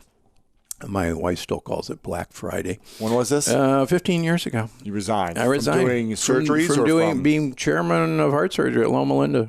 Yeah. Wow. Just because you felt like this wasn't solving the actual It wasn't solving root. the problem. It was just putting a Band-Aid on it. The surgeries. The surgeries, yeah. I was just, I was famous for 4-time, 5-time redo surgeries on somebody who kept clogging up their blood vessels. Mm-hmm. And it's like... And you could fix them up, but it's like... Yeah, okay, they're going to be back in a couple of years. Yeah. So I set up an institute in Palm Springs where all I ask people to do is every 3 months, let me take about 10 tubes of blood out of you, and we'll send it to some labs. Have insurance will pay for it. Wow. And see what asking you to eat certain foods does, and asking you to take certain supplements that you could find at Costco or Trader Joe's does. And that resulted in my first book in 2008 called Dr. Gundry's Diet Evolution. But then subsequently, I've seen about 50% of my practice is autoimmune disease. And people would come in and say, hey, what do you know about autoimmune disease? And I go, I don't know anything about autoimmune disease, but I'm a transplant immunologist, and that means how do I get the immune system of you to accept the heart of a pig, for instance. And I'm actually hold the world record for the longest pig to baboon heart transplant, 28 days. That's the world record. Wow. So I started manipulating the immune system by food. And sure enough, you've got an autoimmune disease. We can teach you to get rid of it by changing, primarily getting lectins out of your diet. That's it, huh? And changing your gut bugs to be basically friendly gut bugs. And the friendly gut bugs actually tell your immune system that, hey guys, we're all great down here. We're down at the beach. We're singing Kumbaya, the beautiful bonfire. And your immune system is basically the cops. And the cops go, oh, yeah, we know these kids, great kids. Let's go have a donut. And now, so that's how it's supposed to be. But let's suppose a gang member moves into your neighborhood. Now, all of a sudden, you're putting up bars on your windows, and you got neighborhood watch patrols, and you're shooting guys with hoodies without asking questions. So what's happened to most of us through some of the foods we eat, like all these wonderful snacks we're talking about, we've let these gang members loose. And the good guys actually can't eat simple sugars and these saturated fats. They want leaves and they want tubers. So they die off. They die off, exactly.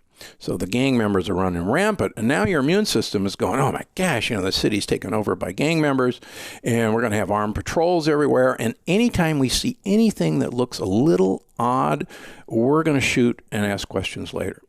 And so what's happened to everybody with autoimmune disease is their immune system is just hyper on guard because it's no longer getting the messages from the good bugs chill out, everything's cool, kumbaya, love, love, love, peace and love. And that's what's happened. And it's so cool to get somebody who can just, change the food they eat. They may not want it initially, but when they start feeling better, they go, for instance, on Monday, young lady, 36 years old, lives out in La Quinta, was sent to me with what's called chronic pain syndrome. Now, a lot of doctors toss this off as, oh, you're crazy or you're depressed or you're just anxious, and you treat them with antidepressants.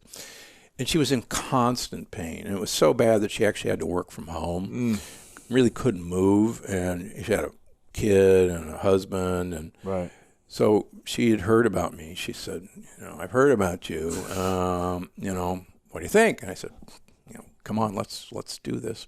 I said, what's happening is that your pain is actually coming from nerve cells inside your gut that are being stimulated by rogue cops, if you will, and they're trying to tell you that you shouldn't move.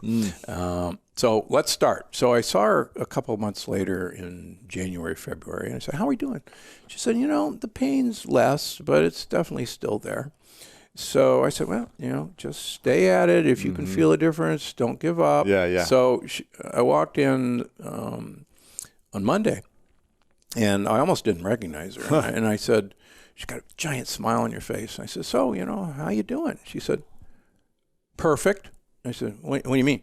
And she says, do you know what it's like to not have pain? And I said, well, yeah, I do now. She said, I forgot what not having pain feels like. Wow. And it's amazing. She said, I just feel great. It's been so many years, I'd forgotten what, feeling normal felt like. She said, but let me tell you a story. You can't cheat. And I said, yeah, I know that, but how'd you find out? She said, well, there was this office party a couple weeks ago.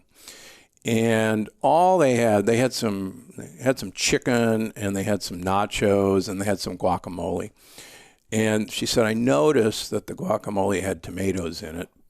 Believe it or not, guacamole is not supposed to have tomatoes. Your listeners should realize that guacamole should not have tomatoes. Sure.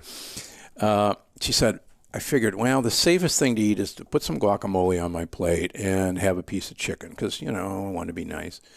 She said, I'll tell you, within an hour, my left elbow just started throbbing, and then my hands started freezing up. She said, I actually had to leave the party and go home. And she said, I had to lay down, and I couldn't get up for about 2 hours.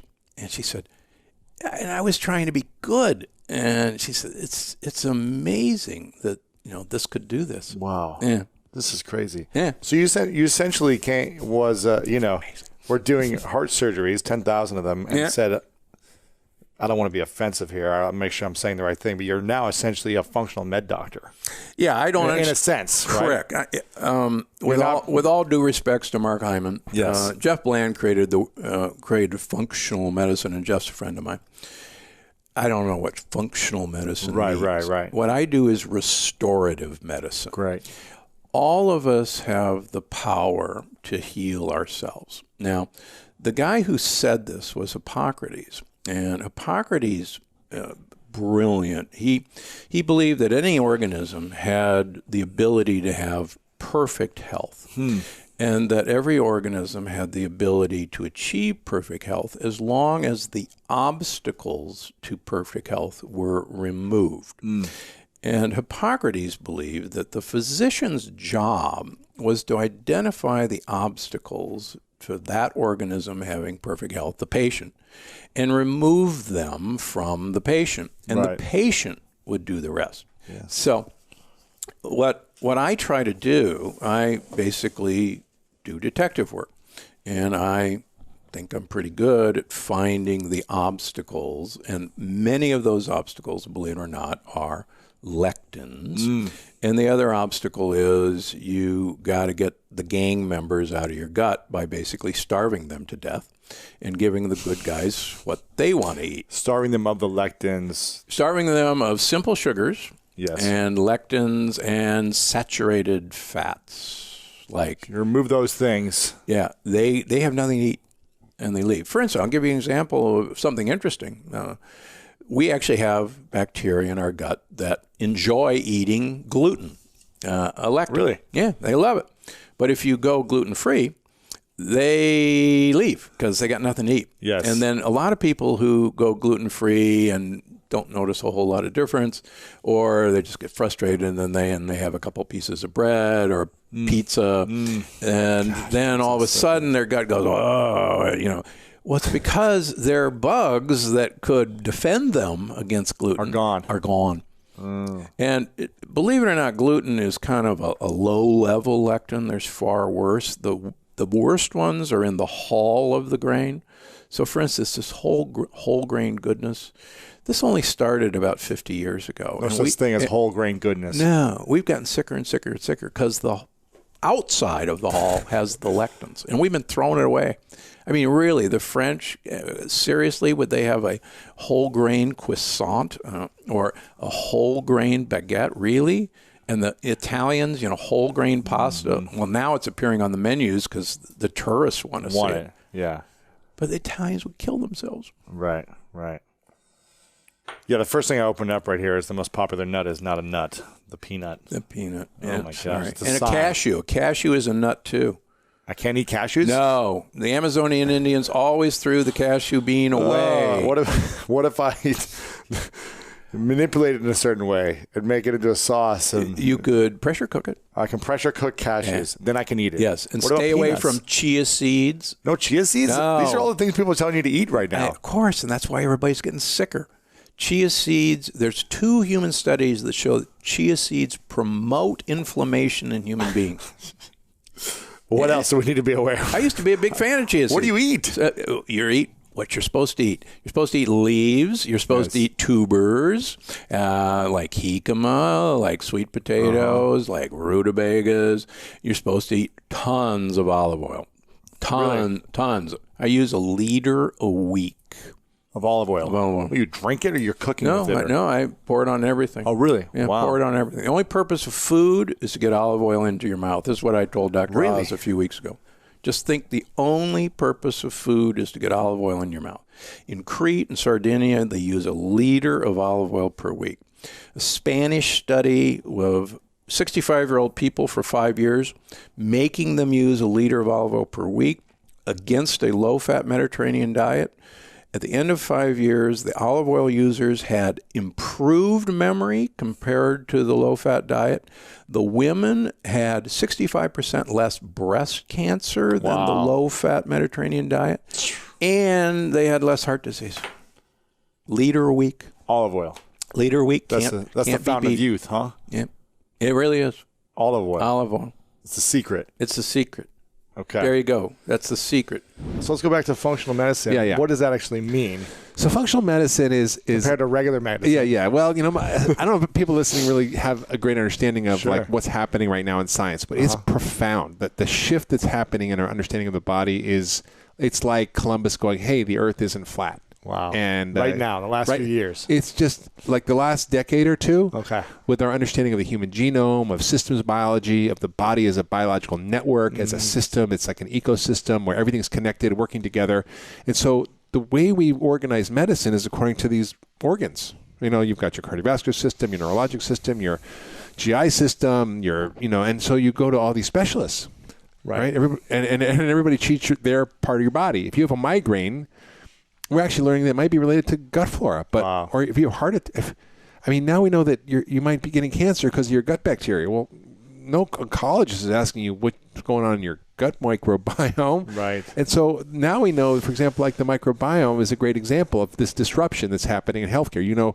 The microbiome, which is your gut flora, it's like 10 times as many cells as your own cells. It's 100 times as much DNA as your own DNA. Huh. So we're kind of lazy. We have about as much DNA as an earthworm. Okay. But we borrow the DNA of the microbes in our gut to do things for us. And we borrow things from plants to do things from us, like for example, glucosinolates. And so the microbiome is this huge thing that's got 2 to 3 million genes. We only have 20,000 genes. And it regulates your weight. You can swap out poop from a thin person into someone with diabetes and reverse it. Right? Wow. Amazing. We've seen people, I've heard stories of fecal transplants not only curing things like that, but like, autoimmune diseases and Really? Parkinson's and people with MS and like crazy stories that I'm starting to hear. And there's research now going on aggressively in looking at fecal transplants for all sorts of diseases. It's transferring poop from one person to another. Yes. What is that? How do you do that? Well, What's that process? Well, they collect the poop. There's actually I've never heard of this. Yeah, you've never heard of this? Never heard of this. Oh my God, this is huge. So the what is it called? Fecal transplant. Okay. FMT, fecal microbial transplant. The way it came about was some doctor had a bright idea that there was this condition called C. diff, which is an infection of the intestines that happens after antibiotics, is life-threatening. And there's a huge amount of people are now resistant to antibiotics because of all the antibiotics in our feed and in the animal production. So the drugs don't work. People die. Wow. And somebody thought, well, gee, if I put the poop from a healthy person into a sick person, let's see what happens. And the doctor did it, and the person was cured like that. Shut up. 98% effective. 98% effective. So how do you do this? I don't understand this process. You want to get into it? Give me the we can do the visuals.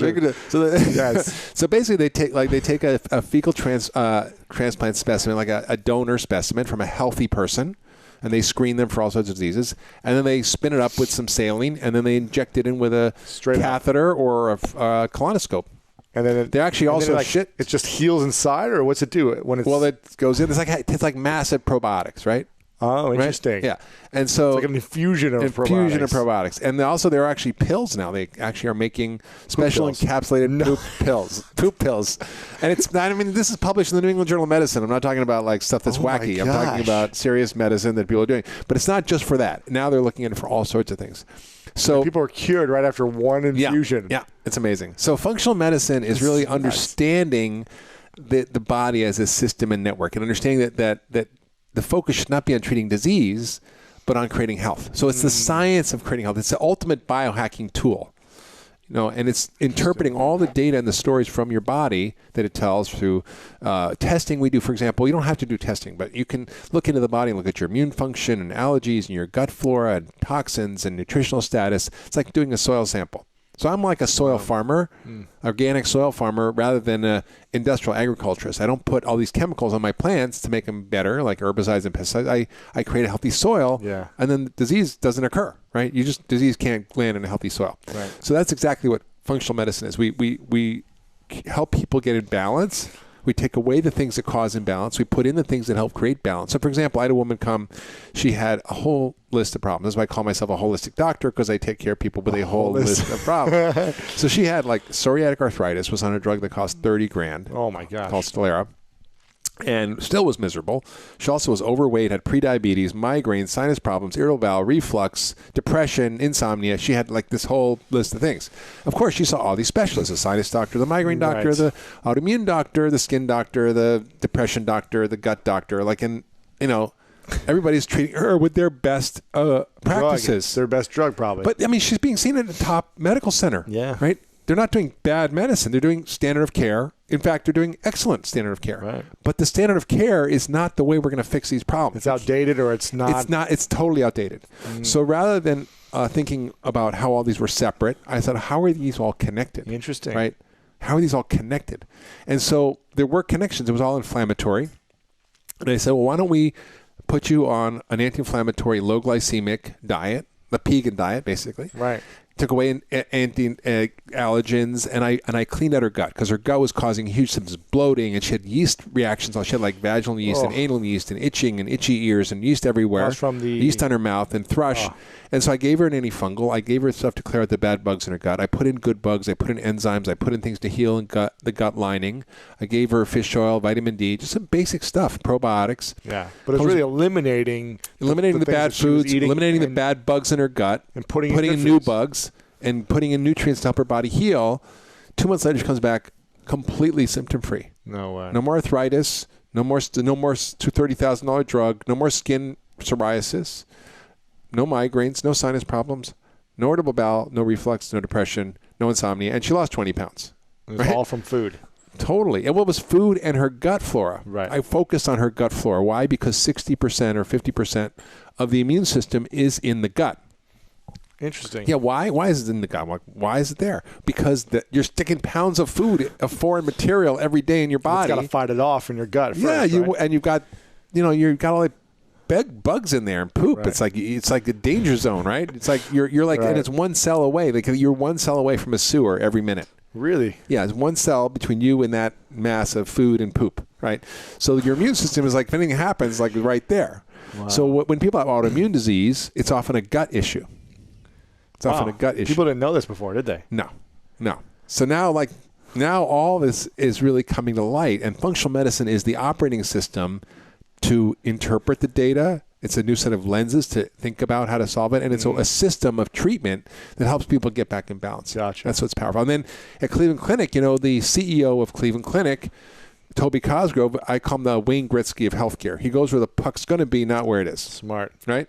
And he basically came after me to go set up a center there. And I'm Functional medicine center. Yeah, I'm like, I'm not going to Cleveland Clinic. It's like it's like, I'm not going to go to a place where I'm going to have to bang my head against the wall, where it's traditional medicine, where they don't get this, where they're in the dark ages. I just... It's also known as one of the top hospitals in the world. Of course, but it's the right? top hospital in the old model. Yes. Right? So I'm like, but he knows what's happening. sees where it's going. He knows what's happening. He's like, we need this here. Wow. And so he's investing tons of money, millions and millions of dollars, building this. We're building an 18,000 square foot facility. We started with a little space and we just outgrew it. We're hiring doctors. I have an interview with the doctor right after this. And we're basically growing. We're doing research in all sorts of conditions. We're changing medical school education. We're changing policy. We're doing community work. Amazing. So he's really putting us on the map in the traditional world. And because he's going to go out of business if he doesn't start doing this. But what's amazing to me, Louis, I thought when I got there, people would be, skeptical, negative, make it difficult for me and my team there. But it's the opposite. And they want to learn. Last week when I was there, I had 2 deans of medical schools, 2 chairs of institutes, which are like big deals, right, and another doctor as patients. No way. Yeah, they're coming as patients. Because they're not being cured with the medicine. The executive team, the C-suite team, is sending all their family members to come see us. Do you know Dr. Lissa Rankin, by any chance? Yeah.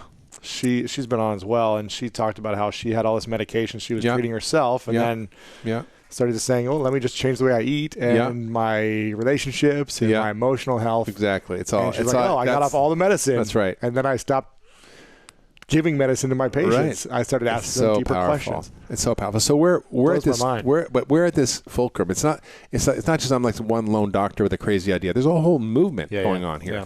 And we had dinner with James Maskell. He's helping move that movement forward. I'm the chairman of the Institute for Functional Medicine, where we train doctors all over the world in this model, an operating system of how to actually do this in practice. So we are literally building an army of doctors that change healthcare, and it's pretty exciting, and it's actually starting to really hit that hockey stick point where it's changing. Amazing. People want it. I mean, people are desperate for this model. So if someone is listening and they're on some type of medication, or they're just feeling like constantly sick, something's constantly happening to them, what do you think is, because there's so much information online that it's scary. It's scary, right? Well, here's what I would say. Stuff, just like looking up anything and Googling it and seeing all the nasty photos and just like, what is an approach that someone should take if they have some challenge that's constantly happening in their health? Should they first analyze the food they're intaking and do like an analysis? Do you have like a process? Absolutely. It's a great question, Louis. So, what I am is a doctor. And what I do is see patients in my office. That's my main job. Yes, I've written a dozen books. Yes, I do a lot of stuff, but that's my main job. Yeah. And so I've learned over 30 years of doing this how to create sustainable, practical programs to help people get from sick to well very quickly. And what I've done, because not everybody can come see me, and there aren't that many of us out there yet. You have so many hours in a day. And there's not that many functional medicine. So I've written books and programs to help people operationalize this in their own life. So Eat Fat, Get Thin, and I'm, I could say, do my program, but I don't really care what program you do, as long as it's based on the basic principles. And there are a lot of my colleagues who are writing great books about this. It's all the same information because it's all the same science. And if you're telling the truth, there's only one story here of the truth, right? And so this Eat Fat, Get Thin is a great program that I put together to make people have no friction. It's easy. It's very straightforward. It's 21 days, 21 right? days, practical, goof-proof, and it tells you what to eat. And when you get to the end of that, you'll see how you feel, because most people in 21 days will change their habits, but they'll also allow their body to reset. It's like putting your body back to its original factory settings, right? And then if something's left over, then gee, maybe I need to go deeper. Like if you still don't feel great, maybe you have Lyme disease, maybe you have heavy metal poisoning, maybe your thyroid's not working, maybe you have a parasite, maybe, like you could be eating the perfect diet but still feel bad. So do the 21 days first. Yeah, but 80% of the time, you're going to cure yourself. 80%. I mean, 80% of the time, this works for people, and then the 20% who have to get extra help, they need to come see somebody. And the body's pretty incredible in how it can heal itself very quickly once you change habits, right? Unbelievable. We did this survey of 1,000 people who did this. I mean, they lost weight, yes, and they lost inches, yes, and that's all impressive. And their blood sugar dropped 20 points, and their blood pressure 10 points. But the thing that really matters to me is I have everybody fill out what I call the FLC quiz. You know what that is? That's when you feel like crap. Okay. So it's a quiz. Do you have bloating? Do you have asthma? Do you have headaches? Can you sleep? Like joint pain, muscle pain? What's your mood? Are you depressed? So you fill this whole score and 0 to 4 for every symptom, and you get a score. They do one before and after. And the before and after score, there was a 69% reduction in all symptoms from all diseases. Whoa. Because you don't have to treat everything individually. If you put in the right information, like I said at the beginning of the show, the body knows what to do. Wow. Right? So the information in food is so powerful that if you figure out what to eat, you don't have to worry about how much. You don't have to count fat, grams, carbs, calories, nothing. I don't do that. I don't have time for that. Right. And I don't want to be on an app all day figuring it out. I just want to know how to get my body to naturally do what it's supposed to do. Sure. Right? If you're off by 100 calories a day, you're going to gain like 50 pounds in 30 years. Right? You can't do it by willpower. You have to use science. And the science of using fat and low glycemic food, like low sugar food, is really powerful. It's magical. Right. I mean, I noticed my own body. I'm like 56, and I noticed you look young, man. You look fit, healthy, energetic. No, well, I can tell you, I was always been focused on health, but I was the doctor who was trained to eat low fat and to tell my patients to eat low fat, and I did that. And I also ate a lot of things that I thought were healthy, like pasta was a health food. Oh my gosh. Pasta was a health food. I used to eat so much pasta. Yeah, health food, right? Low fat, health food all the time. Yeah, exactly. And so I basically changed that, and I started, eating a lot less starch, a lot less sugar, a lot more fat, and I noticed my body, like, without any exercise, I'm like so lean, so fit. Yeah. I'm like, wow, I got a six-pack and I didn't even work out. It's like, and it's just stunning what happens when you do. And my brain is clear, I have more energy, my mood's better.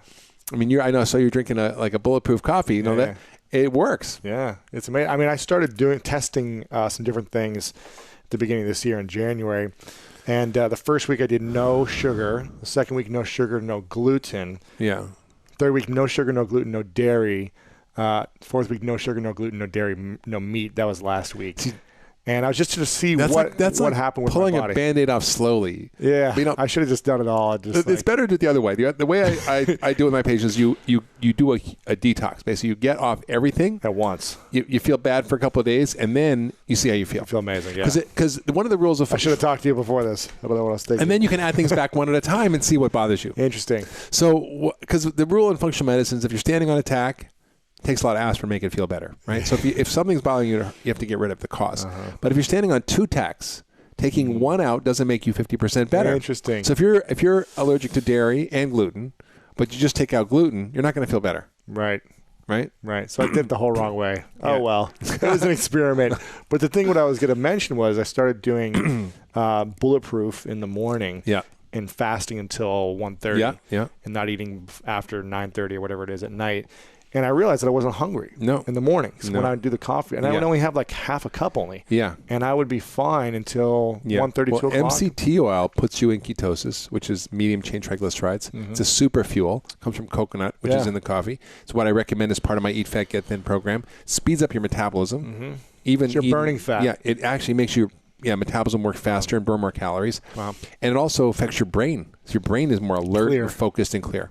So I wrote most of Eat Fat, Get Thin on MC2L and coffee in the morning. I love it. I love it. And why did you I want to ask you a few more questions. Why did you get into medicine in the first place? What inspired you 30 great question. plus years ago or whenever this was? Yeah. So, I actually majored in Buddhism at Cornell. Wow. So I did not even think remotely about medicine or science. In fact, I only took science classes because they were required for my degree at Cornell, but I didn't even do that well in them. I got a C in biology and I think a C in chemistry. I think I might have got a C plus in biology.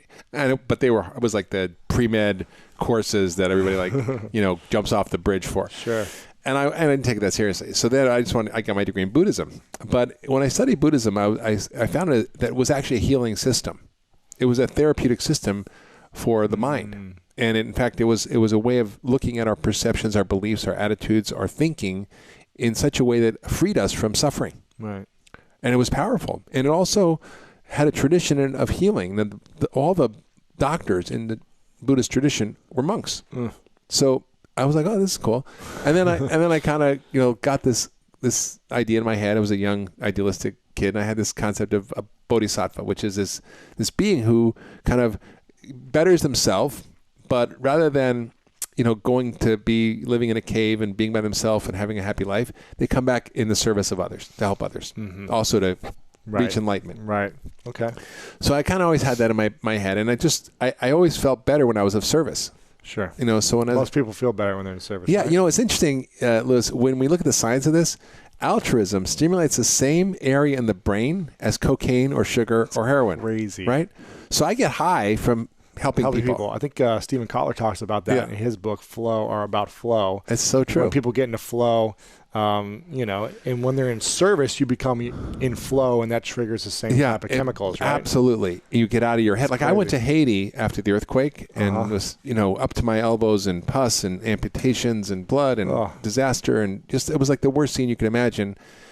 But like, I didn't think of myself for 1 second. Right. Right. Just in service. I was just in service and I felt good. Like I felt, and I'm like, just grateful and happy. Not happy like because I was there. It was a miserable place that was happening with the earthquake. But I actually had this sense of inner peace and inner happiness and like your life gratitude and service. And I think that's really in the way it's a little selfish. Sure. No, giving is like the most selfish gift you can receive. It's like the best gift you can give. Yeah. So that's sort of how I got. And then I realized, maybe I should practice medicine because it's about healing. And And I sort of said, well, I'll try it. And I was a yoga teacher before I was a doctor. Wow. And back before yoga was cool. Yeah, that was like in 1979. Wow. Took my first yoga class, and amazing. I just went to yoga before I came here, so it's been going on a long time. Holy cow, that's awesome. Yeah.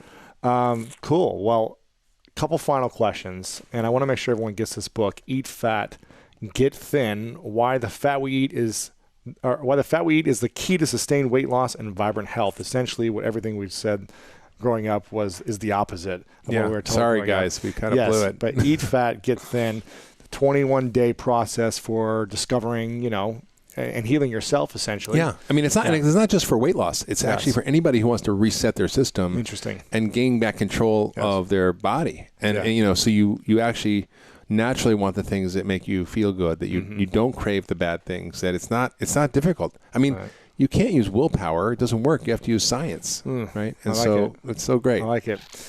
I got 3 questions for you. One is, if you had an unlimited amount of money that you could spend on one thing to cure one thing in the world, what would that be? One disease or one thing in the world that you think needs curing, or solving one issue? Oof, gosh, I mean, so many things flooded into me when you said that. I mean, I think the thing that I think is driving so many of our economic and social ills is our food system. And if I had a magic wand, I would put in I'm working actually on a petition right now. I've got 150,000 people on our Fat Summit, which is an online summit and we're interview over 30 experts on fat. And it's available. Anybody can go to fatsummit.com and get to see this. Yeah. And to kind of list what are the policies that would really radically change things, not just in America, but around the world if we became the beacon for this. And I met with the Surgeon General a couple of days ago, and he asked me to come to Washington to help change and shape this policy. So the things that matter are, ending ending agricultural subsidies for commodity products like corn, soy, and wheat that go into all our processed industrial food. Subsidizing fruits and vegetables and things that actually promote health. Yeah. Ending food marketing to kids. Right, we market junk food to kids. I think we're one of only 50 countries that we are one of the only countries that doesn't do this. 50 countries control food marketing to kids. Really? Regulated. Yeah. Us and Syria, are the only ones, I think. Oh my gosh. I would end all use of antibiotics in animal feed except in animal husbandry, except for treatment of disease. Full stop. I would have clear food labeling so that people know what they're eating. Is it good for you? Green. Is it maybe a little tricky? We'll eat with caution. Yellow. Is it bad for you? It might kill you. Red. Stop. Simple. Like when you have cigarettes now, there's this will cause cancer. This will kill you. I would, and this is controversial, but I would put a tax on junk food and soda, which has been proven to work and reduce consumption. This was just done in Mexico. It was super effective. Done in Berkeley, first place in America. Very effective. Interesting. It's like cigarettes. Yeah. Tax cigarettes. If a Coke was actually $10, I would actually make things cost what they really cost. The only reason a McDonald's meal is so cheap is because the government pays for it and subsidizes it. Really? I met with the vice chair of Pepsi. He said, "Why are you using high fructose corn syrup in your soda?" He says, "Because, Mark, the government makes it so cheap for us by subsidizing agriculture and the growing of corn that's turned into high fructose corn syrup. That's why we're using it. It's good business. I wouldn't use it if the government didn't make it so cheap." So I would end subsidies. Oh my gosh. I would end any food that wasn't promoting health in any federally funded program. Food stamps. You can buy $4 billion now of food stamps are spent on soda for the poor. $4 billion. It's the biggest single amount of item that's bought. Yeah, soda. Yeah. You can buy a 2-liter bottle of soda, but you can't buy a rotisserie chicken. You can't buy with food stamps online because of some stupid regulation. We're trying to change that. Wow. So I would implement a whole series of policies like this. I would also make sure that we really promote science and nutrition in school, so kids know very early on what's going on. There should be no food that doesn't promote health in schools. We know that there's clear evidence that kids who are fed poor foods, and I'm not talking about like school lunches that are quote healthy, right? I mean, pizza is considered a vegetable. Pizza, right? Pizza's a vegetable. According to Congress, pizza's a vegetable. Oh my gosh, that's all I ate every day. Yeah. And so we need just really clear policies that we could change all this in America. And I think people are ready for it. People want it. People know the issue is here.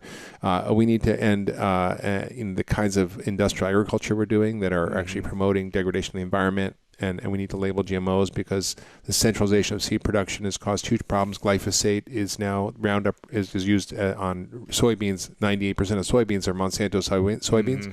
98%? I think it's something like 98% of world. Gosh. So the centralization of seed production, and then it's made, even if you debate GMOs are good or bad, they're using all this pesticides and herbicides. Yeah.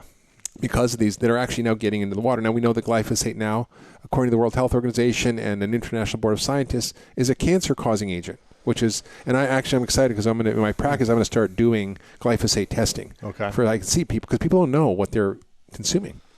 So I would do a series of things that would really, if I had all the money in the world, to really change this. Wow. Michael Bloomberg, he sort of tried to do this. He had all the money in the world, and he made huge policy changes in New York. He got rid of trans fats. He changed all kinds of food laws. He actually started to try to regulate soda, but the food industry came down so hard on him. I actually been involved with developing 41 FDA-approved new treatments for cancer, diabetes, and prevent blindness. So that's my street cred. So when somebody basically says, "Oh, how'd you get into nutrition?" Are you one of those doctors that don't believe in modern medicine? And I basically said, no, I actually develop modern medicines.